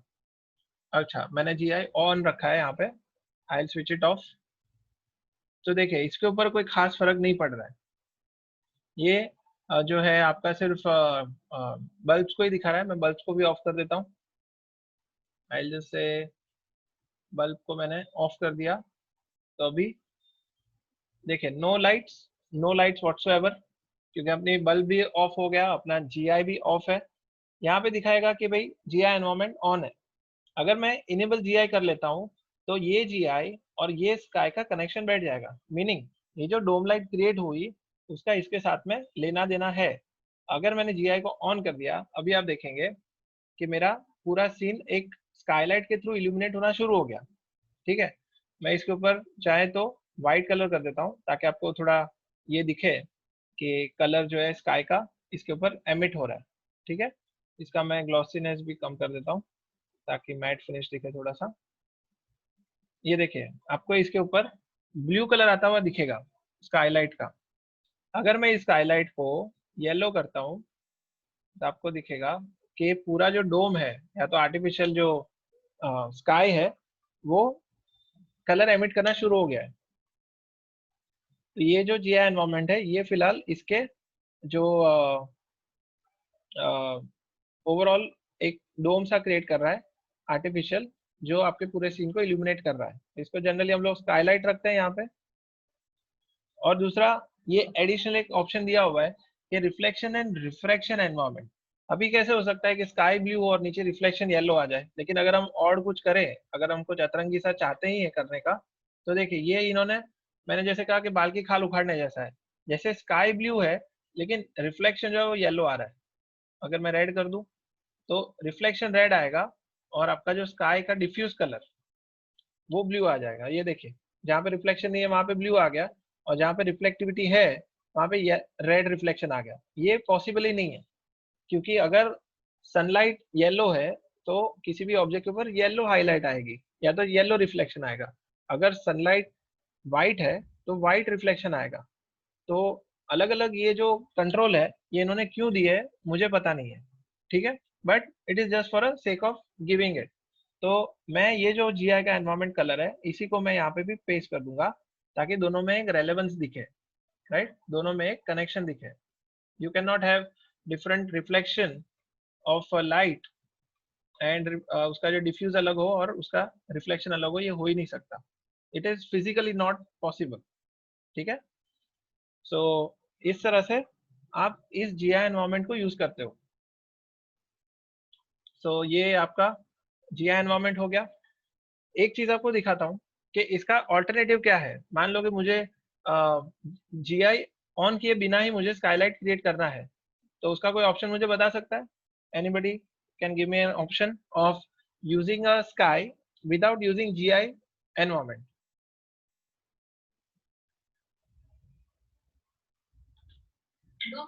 Exactly, dome light.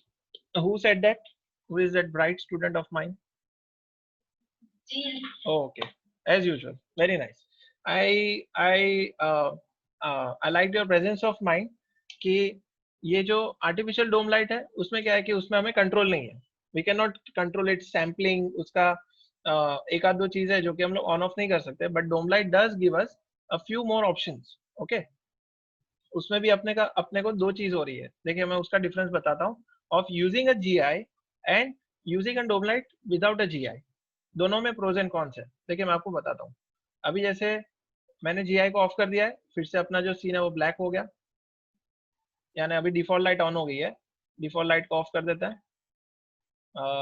ये जो default light of with GI, ठीक है, ये ओके। रिफ्लेक्शन आ रहा है क्योंकि यहाँ पे रिफ्लेक्शन ये ऑन हो गया है। ओके, रिफ्लेक्शन का ये फंडा, ये थोड़ा बग है कि देखिए रिफ्लेक्शन जब ऑन होता है ना, जब वो बिना लाइट के भी यहाँ पे रिफ्लेक्टिव सर्फेसिस के ऊपर विजिबल हो जाता है। ये जो रिफ्लेक्शन होता है ना, ये बिना लाइट के भी दिखना शुरू होता है। Now this is actually glitch of the software I would say, but I don't know उन्होंने किसी रीजन की वजह से रखा होगा। पूरा ब्लैकआउट हो गया। अभी मैं जाऊंगा वीरे के अंदर और वीरे लाइट के अंदर जाके I will switch on a dome light. ठीक है, dome light which acts as a sky light. तो वीरे डोम मैंने क्रिएट कर लिया। मैं चाहूंगा कि इस ग्राउंड को मैं बहुत ज्यादा रेड कर दूं। आई will make this ground a very red looking ground. इसका जो ये है इसको मैं रेड कर लेता हूँ। अभी इसका रीजन मैं आपको बाद में 1 मिनट में समझाता हूँ। तो मैंने इसको दे दिया रेड कलर। तो मेरे पास दो चीज है, एक है अपना डोम लाइट है और दूसरा है ये जो ऑब्जेक्ट है वो व्हाइट है और ग्राउंड रेड है। तो क्या हो रहा है देखते हैं। Okay, so now we have a sky dome light which is a V-Ray dome light. ठीक है, लेकिन इनेबल जीआई करता हूँ, I will not B keeping these two things on. अभी अपना जो भी इल्यूमिनेशन होगा वो थ्रू डोम लाइट आएगा। तो इसके अंदर हम डिफरेंस देखते हैं।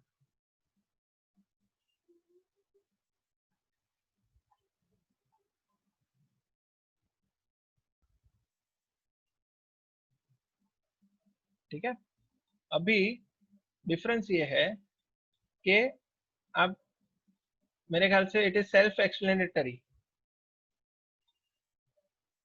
करेक्ट? आप समझे कि आपका जो स्काईलाइट आप यूज करोगे तो जरूरी नहीं है वो नेचुरली बिहेव करें।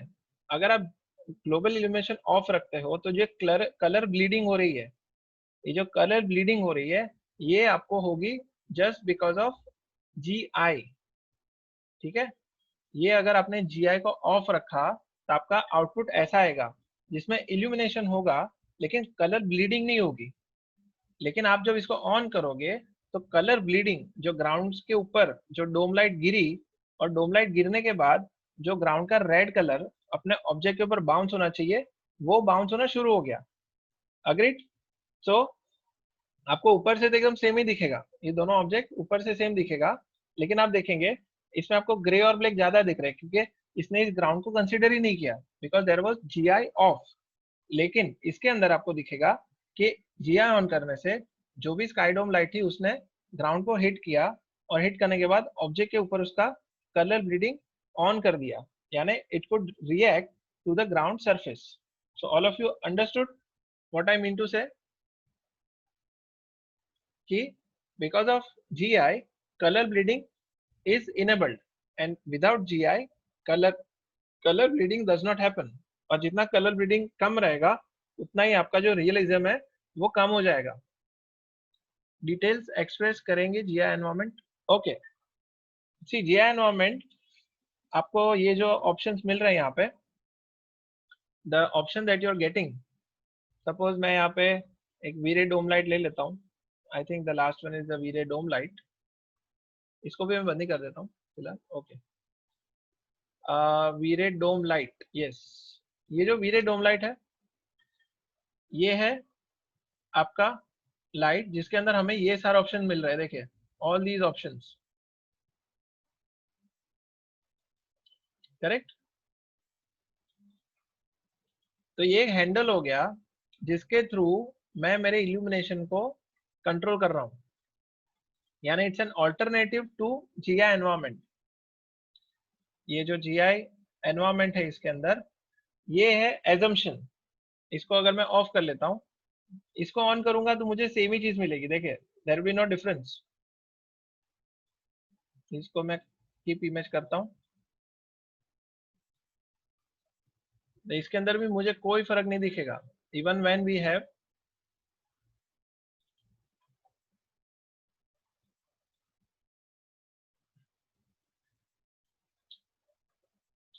जीआई एनवायरनमेंट, तो हमें कोई फर्क नहीं पड़ेगा। ठीक है, लेकिन ऐसे जैसे मैंने कहा कि इट इज एन ऑप्शन, आपके पास ऑप्शन होता है कि आप या तो जीआई एनवायरनमेंट यूज करो या तो फिर आप एक स्काईडोम लाइट यूज करो। Okay, it is up to you.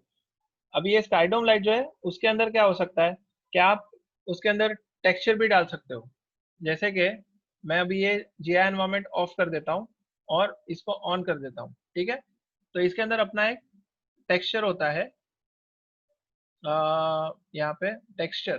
ठीक है, तो ये टेक्सचर के अंदर आप HDRI कॉल कर सकते हो। For example if I am selecting this GI environment, ये जो जीआई डोम लाइट है, स्काई डोम लाइट, उसको क्लिक करके I can go to V-Ray HDRI और इसको सिलेक्ट करेंगे one of the HDRI which I have, studio and then studio 7। Okay, और इसका जो ये है ट्रांसफॉर्मेशन है, तो इसको हमें चेंज करना पड़ेगा इनटू अ स्फेरिकल डोम। या स्फेरिकल है बाय डिफॉल्ट। अभी इसका रेंडरिंग देखते हैं। ओके, आई थिंक इंटेंसिटी बढ़ानी पड़ेगी। ओके, ऑन ही नहीं था एक्चुअली, लाइट ही ऑन नहीं था, इस वजह से आ नहीं रहा था। देखिए ये अपना जो है स्काई डोम इसके अंदर प्लेस हो गया। थोड़ा सा रिफ्लेक्टिव बना देते हैं इसको।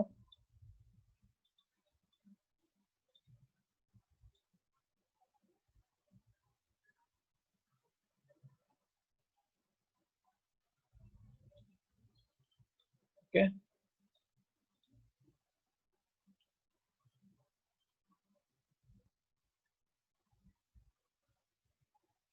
ठीक है। So to sum it up, sir my question is that it won't affect our image, we can use both. Yes, यही मेरा पॉइंट है कि मैंने लिटरली बाल की खाल उखाड़ी है कि ये कह के कि या तो आप जीआई बिना यूज किए स्काईडोम को यूज करो एज अ डायरेक्ट लाइट, या फिर आप जीआई एनवायरमेंट यूज करके जीआई ऑन करके काम करो। करेक्ट, आप समझ गए? ये कॉम्बिनेशन है। अगर आपको जीआई ऑफ रखना है and if you want to fake a sky light, then you can use V-Ray dome light without GI. लेकिन अगर आपको झक मार के जीआई ऑन करना ही है तो आप एनवायरमेंट वाला स्काई को यूज कर सकते हो। आप समझ गए? All of you are clear on this?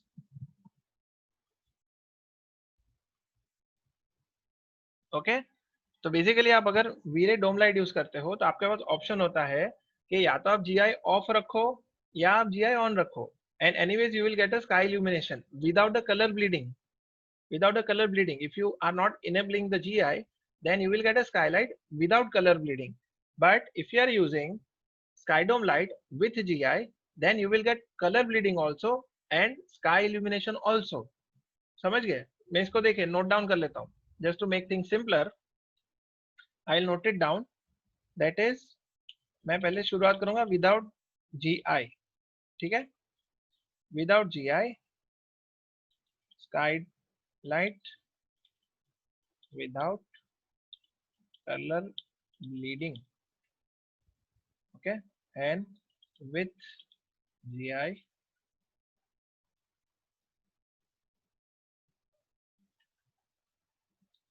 skylight with color bleeding, ठीक है। लेकिन इसका मैं आपको विदाउट जीआई का एक कॉन बताता हूँ, यानी ये है आपका प्रो। प्रो का मतलब फायदा, और नुकसान बताता हूँ।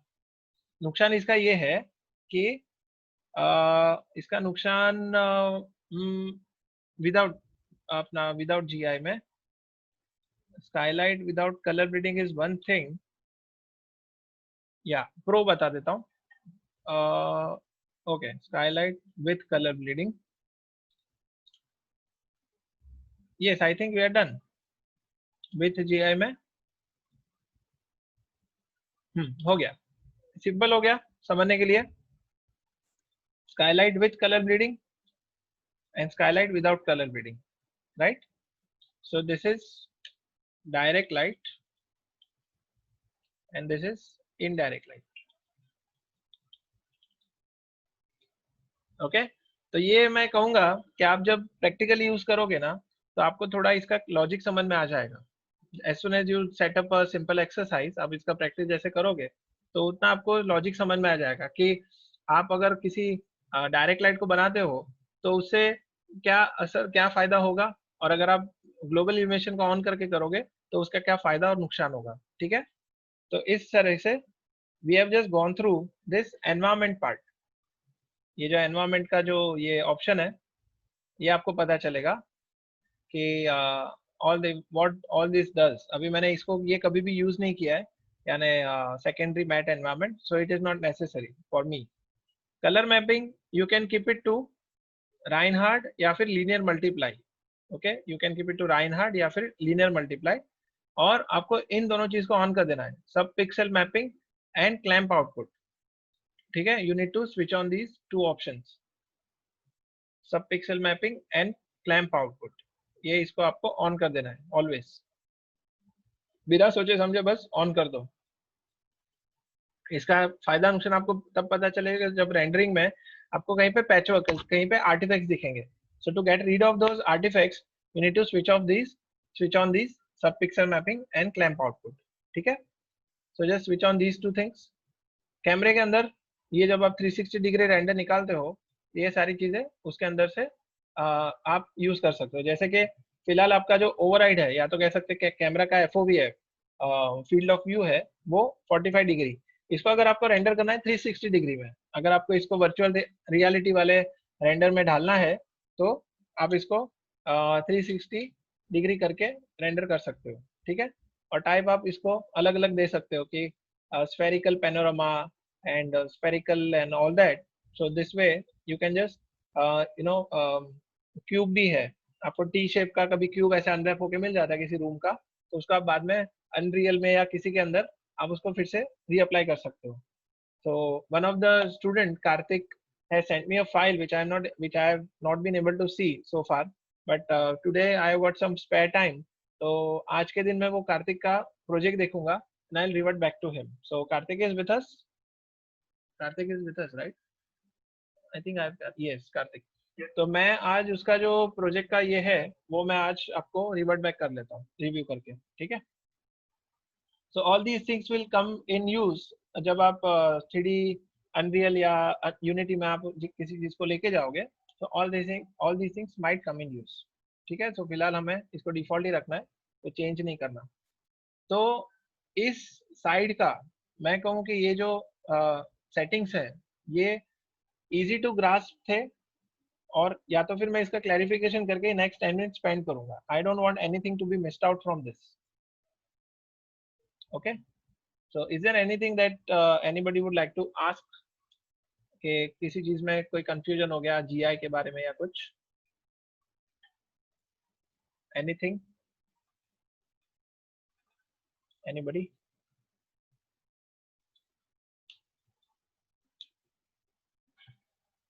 सब लोगों को वीरे लाइट के बारे में तो पता है, right? Everybody knows about the V-Ray lighting, ठीक है, ओके। तो मैं डायरेक्ट लाइट तो आपको पता ही है, लेकिन इनडायरेक्ट लाइटिंग का ये जो जीआई वाले फंक्शंस है, ये मेरे ख्याल से अभी अगर कवर करने बैठूंगा so they will become very tedious. Tedious है तो कह सकते हैं कि डिफिकल्ट टू ग्रास्प, क्योंकि ऑलरेडी हमारा 1-1.5 घंटा चला जा चुका है, ठीक है। So I think I'll be keeping this on hold right now. Okay, I'll be keeping this part on hold क्योंकि इसमें छोटी मोटी चीजें हैं, काफी कह सकते हैं कि थोड़ा लेंदी है या तो थोड़ी कॉम्प्लेक्स है। मैं कहूँगा ये फिलहाल मैं इसको शुरुआत ही नहीं करूंगा ताकि हमें एंड करने में डिफिकल्टी हो, ओके। तो मैं देखता हूँ कि इसके अंदर हम लोग और फर्दर क्या एक्सप्लोर कर सकते हैं। Let us see what all we can explore in this. तो जैसे आपने देखा that I have set up an HDRI into our light. हमने यहाँ पे ये जो डोम लाइट बनाई थी, वीरे लाइट और डोम लाइट, ये जो डोम मैंने सिलेक्ट किया, और सिलेक्ट करने के बाद अंडर अवर ऑप्शंस, अंडर अवर जनरल पैरामीटर, हमें ये टेक्सचर के अंदर नन दिख गया, जिसके अंदर हमने HDRI को कॉल किया। नाउ अगर आपको जीआई के अंदर, अगर आपको इस जीआई एनवायरनमेंट के अंदर ही HDRI को सेट करना है, उसका भी अपने पास ऑप्शन है, ओके। उसका क्या ऑप्शन है अपने पास? First thing you need to do is click on this none पे क्लिक करके सिलेक्ट HDRI, ओके। अभी HDRI यहाँ पे प्लेस हो गया, तो यही HDRI जो डिफ्यूज एमिट करेगा, वही HDRI रिफ्लेक्शन और रिफ्रैक्शन भी एमिट करेगा। तो अभी जैसे ही ये HDRI आ गया, इसका जो ब्लू कलर है ये इसको डिसरिगार्ड कर लेगा, ये काम करना बंद कर देगा। तो आप ये HDRI को पहले तो कट पेस्ट कर लो या तो कॉपी पेस्ट कर लो यहाँ पे, एंड से इंस्टेंस, यानी अभी आप बिना लाइट यूज किए, बिना डोम लाइट बना है, आप एनवायरमेंट के अंदर ही HDRI डाल रहे हो, ठीक है। This time you are not using any light, you are using environment as your HDRI source. तो अभी मुझे इसके अंदर जो इमेज कॉल करनी है, ये HDRI के अंदर इमेज कॉल करनी है, so I will be dragging and dropping it into my material editor, okay, पहले मैंने जीआई एनवायरनमेंट के अंदर नन सिलेक्ट किया, नन के बाद मैंने वीरे HDRI को कॉल किया और उसके बाद इसको यहाँ पे ड्रैग एंड ड्रॉप कर लिया मटेरियल एडिटर में, जहाँ पे मैं इसको इंस्टेंस वाला ऑप्शन दूंगा। इसका मतलब ये देखिए, फिलहाल मैं अगर रेंडर करूंगा तो कुछ भी नहीं होगा, nothing will be visible right now. देखिए पूरा ब्लैक आ गया, क्योंकि हमने अभी तक HDRI के अंदर कोई इमेज कॉल नहीं की है, ठीक है। लेकिन जैसे ही मैं इसके अंदर कोई इमेज कॉल करता हूँ, फॉर एग्जाम्पल स्टूडियो 7, तो अभी अपनी इमेज यहाँ पे कॉल हो गई, ठीक है। लेकिन इमेज का जो ये प्रोजेक्शन है, ये प्रोजेक्शन गलत है। इसका प्रोजेक्शन होना चाहिए, instead of 3D Max standard it should be spherical, right, it should be spherical. Spherical का मतलब पूरे सीन को ये अपने एक डोम शेप के अंदर डाल देगा। तो मैंने जैसे ही ये किया, तो ये जो असर है, ये जो इमेज कॉल हुई, वो अपने एनवायरमेंट के अंदर यहाँ पे अभी प्लेस होना शुरू हो जाएगी, जो कि फिलहाल आपको व्यू पोर्ट में भले ना दिखे, but as soon as you render it, तो आपको दिखेगा कि वो यहाँ पे आपके जो ये देखें, आप देखेंगे रिफ्लेक्शन में आ गया, जैसे इसका जो बग था रिफ्लेक्शन में दिख गया। लेकिन इसका डिफ्यूज देखना है, तो डिफ्यूज के लिए आपको इसका जीआई ऑन करना पड़ेगा, ठीक है। तो अभी जीआई ऑन कर लिया, तो अभी ये जीआई एनवायरनमेंट और जीआई के अंदर कनेक्शन बैठ गया। So now if you see our GI sky, या तो कह सकते हैं ये एनवायरनमेंट जीआई जो था, now it has started to work like HDRI। आप समझ गए? इसका मतलब पहले मैंने वो लाइट के टेक्सचर के अंदर HDRI का कॉल किया था, अभी मैंने वो सेम चीज यहाँ पे जीआई एनवायरनमेंट के अंदर भी कर ली। अभी आप कहोगे कि सर वो लाइट के अंदर तो हम रोटेट करके ये इमेज को हम लोग उसका एंगल चेंज कर पा रहे थे, तो इसके अंदर कैसे करें? तो एनवायरनमेंट के अंदर आपको जब इसका रोटेशन चेंज करना होता है, तो आपके पास दो ऑप्शन है यहाँ पे। ये जो दो ऑप्शन है, horizontal rotation and vertical rotation. तो अगर मैंने इसको हॉरिजॉन्टल रोटेशन में 90 डिग्री घुमाया या तो 45 डिग्री घुमाया, तो उसी तरह से यहाँ पे भी वो चेंज होगा। ये देखिए, अब ये 45 डिग्री यहाँ पे घुमा है, थोड़ा और नजदीक कर लेता हूँ। तो लाइट को हम क्या करते हैं, रोटेट करते थे मैन्युअली, उसको ई प्रेस करके रोटेट करते थे। लेकिन इसमें अपने पास हैंडल नहीं है, we do not have any handle with regards to this environment का, जो वीरे एनवायरमेंट का ये मैप है, उसका हमारे पास कोई कंट्रोल नहीं है। हमने क्या किया, वीरे HDRI को यहाँ पे ड्रैग एंड ड्रॉप कर दिया, और यहाँ के जो एट्रीब्यूट्स हैं उसको हम जैसे चेंज करेंगे, जैसे इसको मैंने ऐसे किया और इसको चेंज कर दिया, इसको वर्टिकल मैंने इसको थोड़ा घुमा दिया, ये देखे ऐसा कुछ कर लिया, तो उसका डायरेक्ट इफेक्ट आपको इस सीन के अंदर यहाँ पे दिखाई देगा। ये देखे यहाँ पे ब्लैक कलर दिख रहा है, अगर मैंने इसको थोड़ा सा चेंज किया तो ये इमेज अभी चेंज हो जाएगी, यानी कि इसका जो रिफ्लेक्शन और डिफ्यूज है वो अपनी इमेज के हिसाब से चेंज हो रहा है। I change it a bit more, इसको यहाँ पे इंस्टेंस, ये भी इंस्टेंस, और इसको ओके, बिकॉज इसके अंदर ज्यादा वेरिएशन नहीं है, इसके वजह से वो चेंज नहीं हो रहा है। But if I take this image, suppose studio 006, तो देखिए क्या होगा, ये इस तरह से आपको, now this is you are doing it through the environment, ये आप एनवायरमेंट के थ्रू कर रहे हैं यूजिंग जीआई। अगर मैं इसका जीआई ऑफ कर दूंगा तो आपका भले कितना भी बड़ा HDRI हो, वो इल्यूमिनेशन नहीं करेगा, वो सिर्फ रिफ्लेक्शन को ही कास्ट करेगा, ठीक है। और अगर मुझे इसको बिना जीआई के करना है विथ इल्यूमिनेशन, तो what I have to do is I just have to get rid of this environment का GI, create a new light, V-ray light, dome light create कर ली। इसके अंदर अभी हमें क्या करना है, हमारे ऑलरेडी यहाँ पे HDRI बन चुका है, राइट, हमारे टेक्सचर तो यहाँ पे बन चुका है। तो अगर इसी टेक्सचर को मैं यहाँ पे ड्रैग एंड ड्रॉप कर देता हूँ इंस्टेंस करके, तो इसका और इस टेक्सचर का कनेक्शन बन गया। तो अगर मैं अभी रेंडर करूंगा बिना जीआई के, तो मुझे डिफ्यूज भी मिलेगा और उसका रिफ्लेक्शन भी यहाँ पे मिल जाएगा। देखिए मेरा जो ये है, ये देखिए ये बिना जीआई के हो रहा है, this render we are getting without the GI, ठीक है। तो V-ray dome light can be utilized for the purpose of making indirect illumination without using global illumination. आपका जो स्काईलाइट जो होती है ओवरऑल इल्यूमिनेशन होता है उसको आप अचीव कर सकते हैं using without using global illumination which is a costly affair. और आपको अगर यहाँ पे दिखेगा कि ग्रेन्स बहुत दिख रहे हैं यहाँ पे, ये जो सैंपल्स यानी कह सकते हैं यहाँ पे ग्रेन्स जो दिख रहे हैं, उसका रीजन ये है इसके जो सैंपल्स है वो काफी कम है। इसका जो ये सैम्पलिंग है ये काफी कम है। तो ये जो सैम्पलिंग फिलहाल यहाँ पे 8 दिख रही है यानी ये इनएक्टिव दिख रही है, उसका डायरेक्ट कनेक्शन है आपके रेंडर सेटिंग के साथ। यानी अगर आप यहाँ पे मान लो कि इसका मिनिमम शेडिंग सबड्यूज है, मैक्सिमम सबड्यूज, इसको मैंने 4 की जगह पे अगर 100 कर दिया तो इसका आप फर्क देखें, इसमें काफी क्लैरिटी आ जाएगी। क्योंकि इसका मैं अभी 1 मिनट में आपको इसका रीजन बताता हूँ। राइट, ये काफी क्लियर हो गया।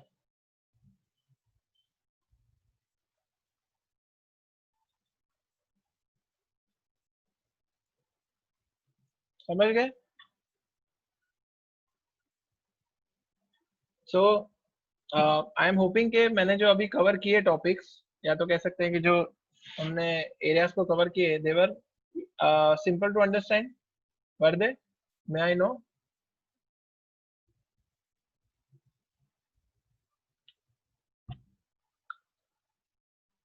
Anybody? If you can revert back to me, it will be great. Okay. मैं इसका आपको रीजन बताता हूँ। ये जो सैम्पलिंग फाइनली हमने जो ये देखा,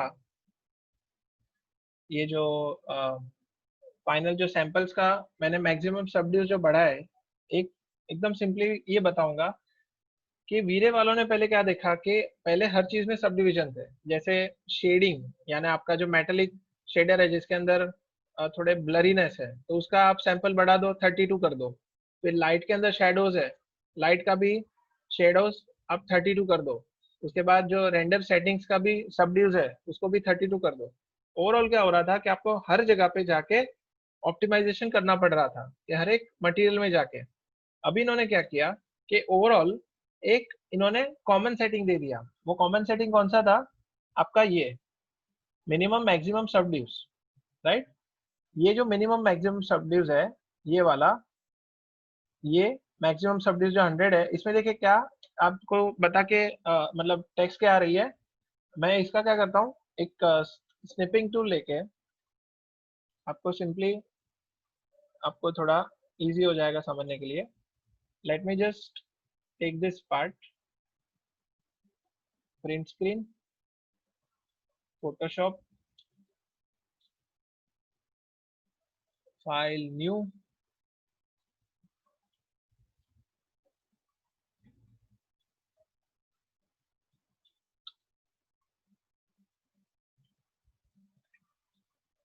why is it not getting pasted? इसको मुझे इस वाले इमेज को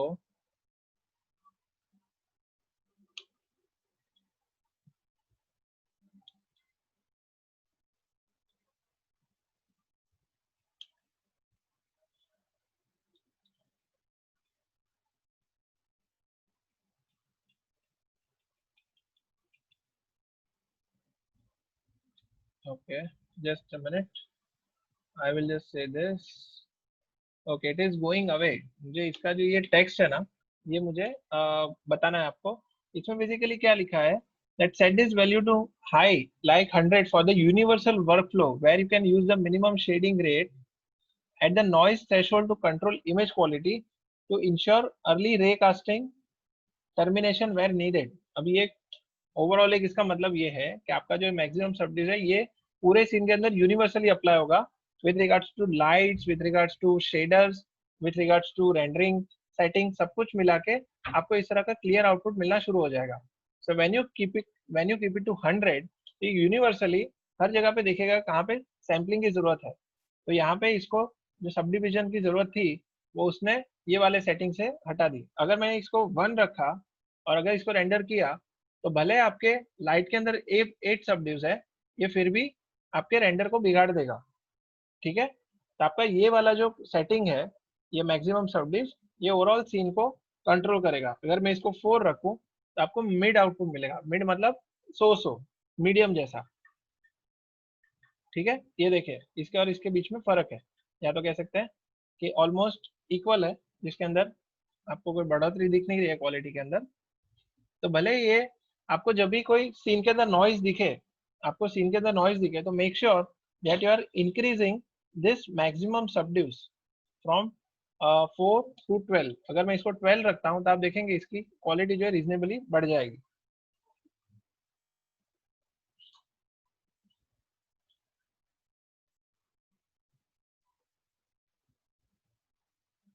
ओके, तो देखिए अभी आपकी क्वालिटी काफी सुधर गई पहले से। ये पहले 4 था और ये अभी 12 है, तो 12 के अंदर भी आपको काफी इंप्रूवमेंट दिख रहा है। ओके, तो काफी स्टूडेंट्स पूछते हैं कि सर मेरा जो आउटपुट है वो नॉइजीनेस उसमें दिख रही है। तो नॉइजीनेस को निकालने के लिए आपके पास दो ऑप्शन है actually. One is either increasing the maximum subdivs, या फिर आप इसका जो ये मिनिमम शेडिंग रेट है इसको भी आपने अगर बहुत कम रखा तो देखिए क्या होगा तकलीफ आपका। इसमें तकलीफ ये होगा कि मिनिमम शेडिंग रेट कम रखने से आपका आउटपुट भी काफी बिगड़ जाएगा मिनिमम शेडिंग रेट से। तो जितना मिनिमम शेडिंग रेट आपका ज्यादा होगा उतना आपका आउटपुट सुधरेगा।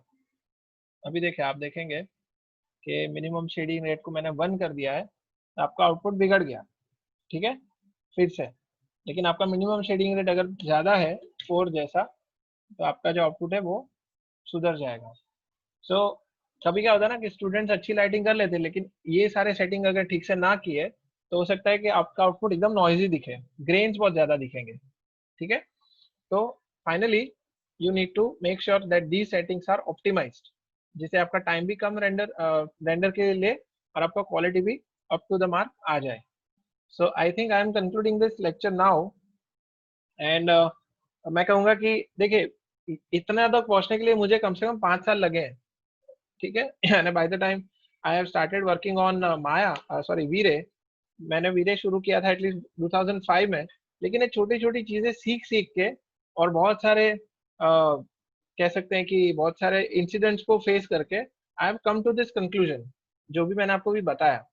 तो मैं चाहता हूँ कि आप उसी चीज को अभी से शुरू करें, ताकि you don't face the problem that I faced, कि जब आपकी रात रात भर आपने वेट किया, ग्रेन्स आ गए, आपके आउटपुट बिगड़ गया।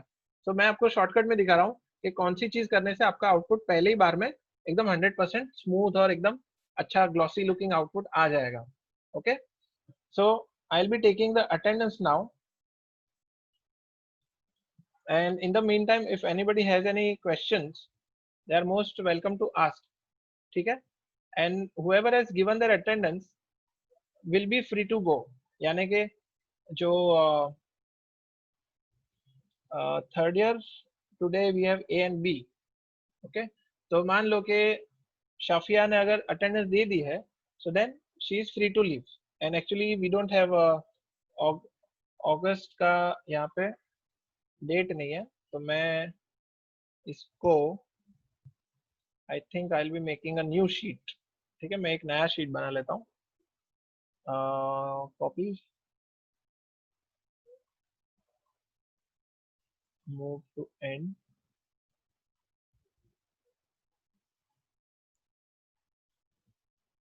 I'll say copy this sheet, no, where is the duplicate, move or copy, copy A,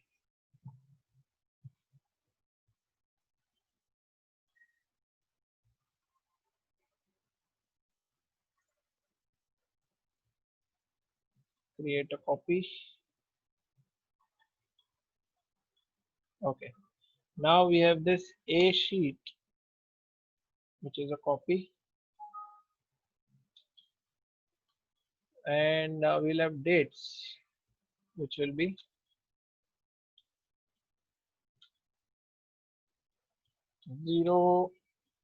04/08/2020, okay. So we'll start with Shafia is present, yes. Yes, now whoever has given their attendance are free to go. Okay, so thank you very much. It was great having you here. Visham is present and the next student can be ready with his answer so that हम लोग का थोड़ा जल्दी हो जाएगा. Ansh is present. Yes. Nishant is present.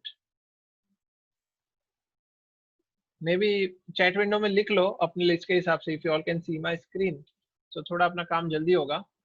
So Manish is present, right? Yes. Chintan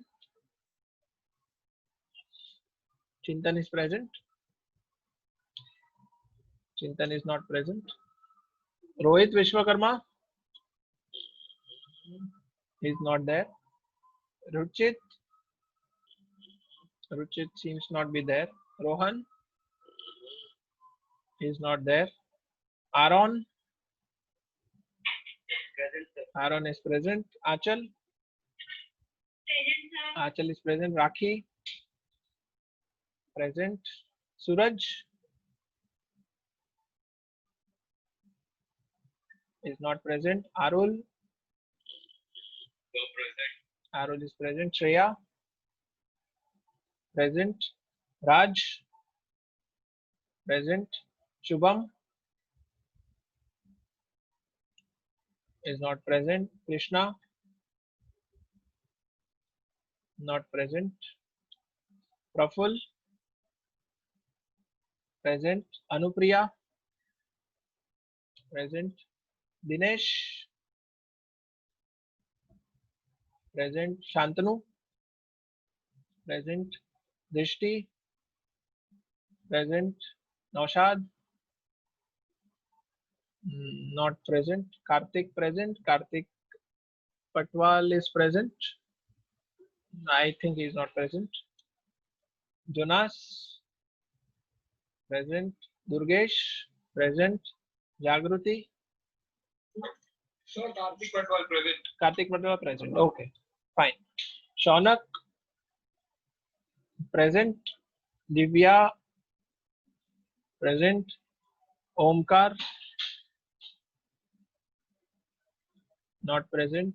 Zeel present. Amog not present. Kaustubh present. Vardhan present.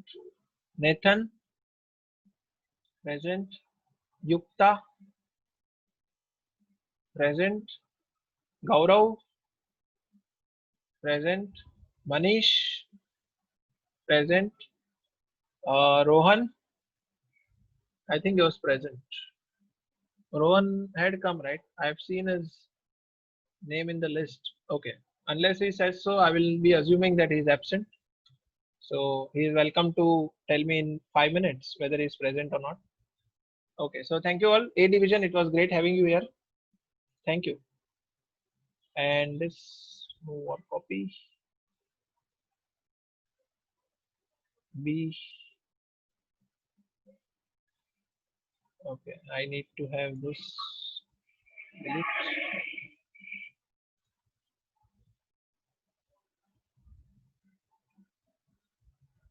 Okay, this time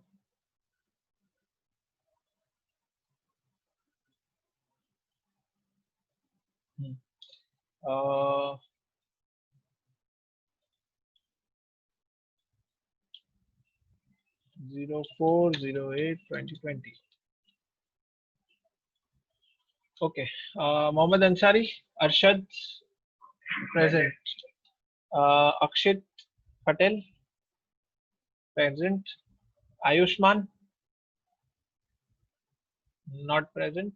Yashraj present. Vibin present. Nirmal present.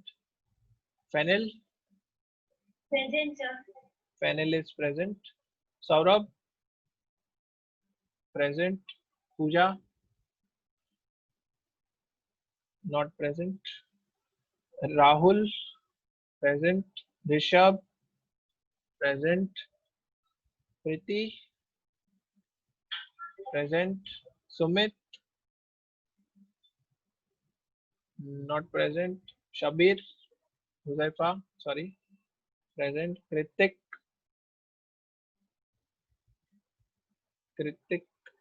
is present. Okay, fine. Abhihang is present. Sunil Sutar not present. Sakshi, Rahul Vishwakarma, Yes, sir. Present. okay, present.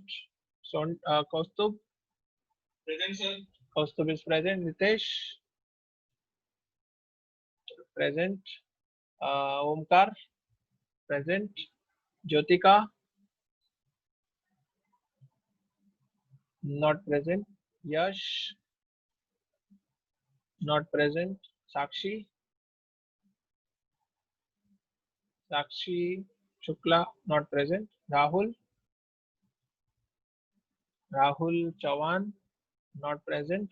Arpit Tiwari, present. Ovesh Sayed, present. Omkar, present. Nikita, Yes, sir. Nikita is present. Gauri, Gauri is not present. Sean is not present. Pulkit, Sir, his net is not working. okay, who is present? Sean. Yes, sir. Okay, fine, fine.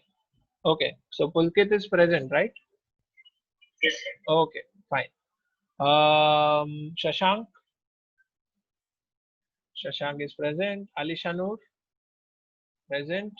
Vikram is present. Okay. So it was really nice having you here, and I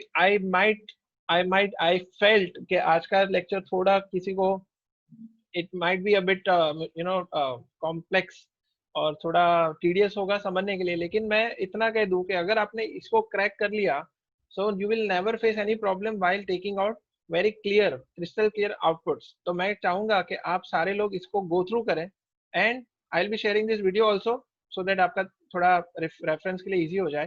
तो लेकिन please practice करो, क्योंकि हम लोग सीधा next week शायद मिलेंगे. तो in the mean time be ready with all these things, ताकि मैं जब ऑफिस का या किसी भी और चीज का रेंडरिंग फाइनल करूं तो यू आर नॉट ब्लैंक कि सर क्या कर रहे हैं, right? You will be knowing and you will be in the command के सर जो कर रहे हैं वो हमें समझ में आ रहा है.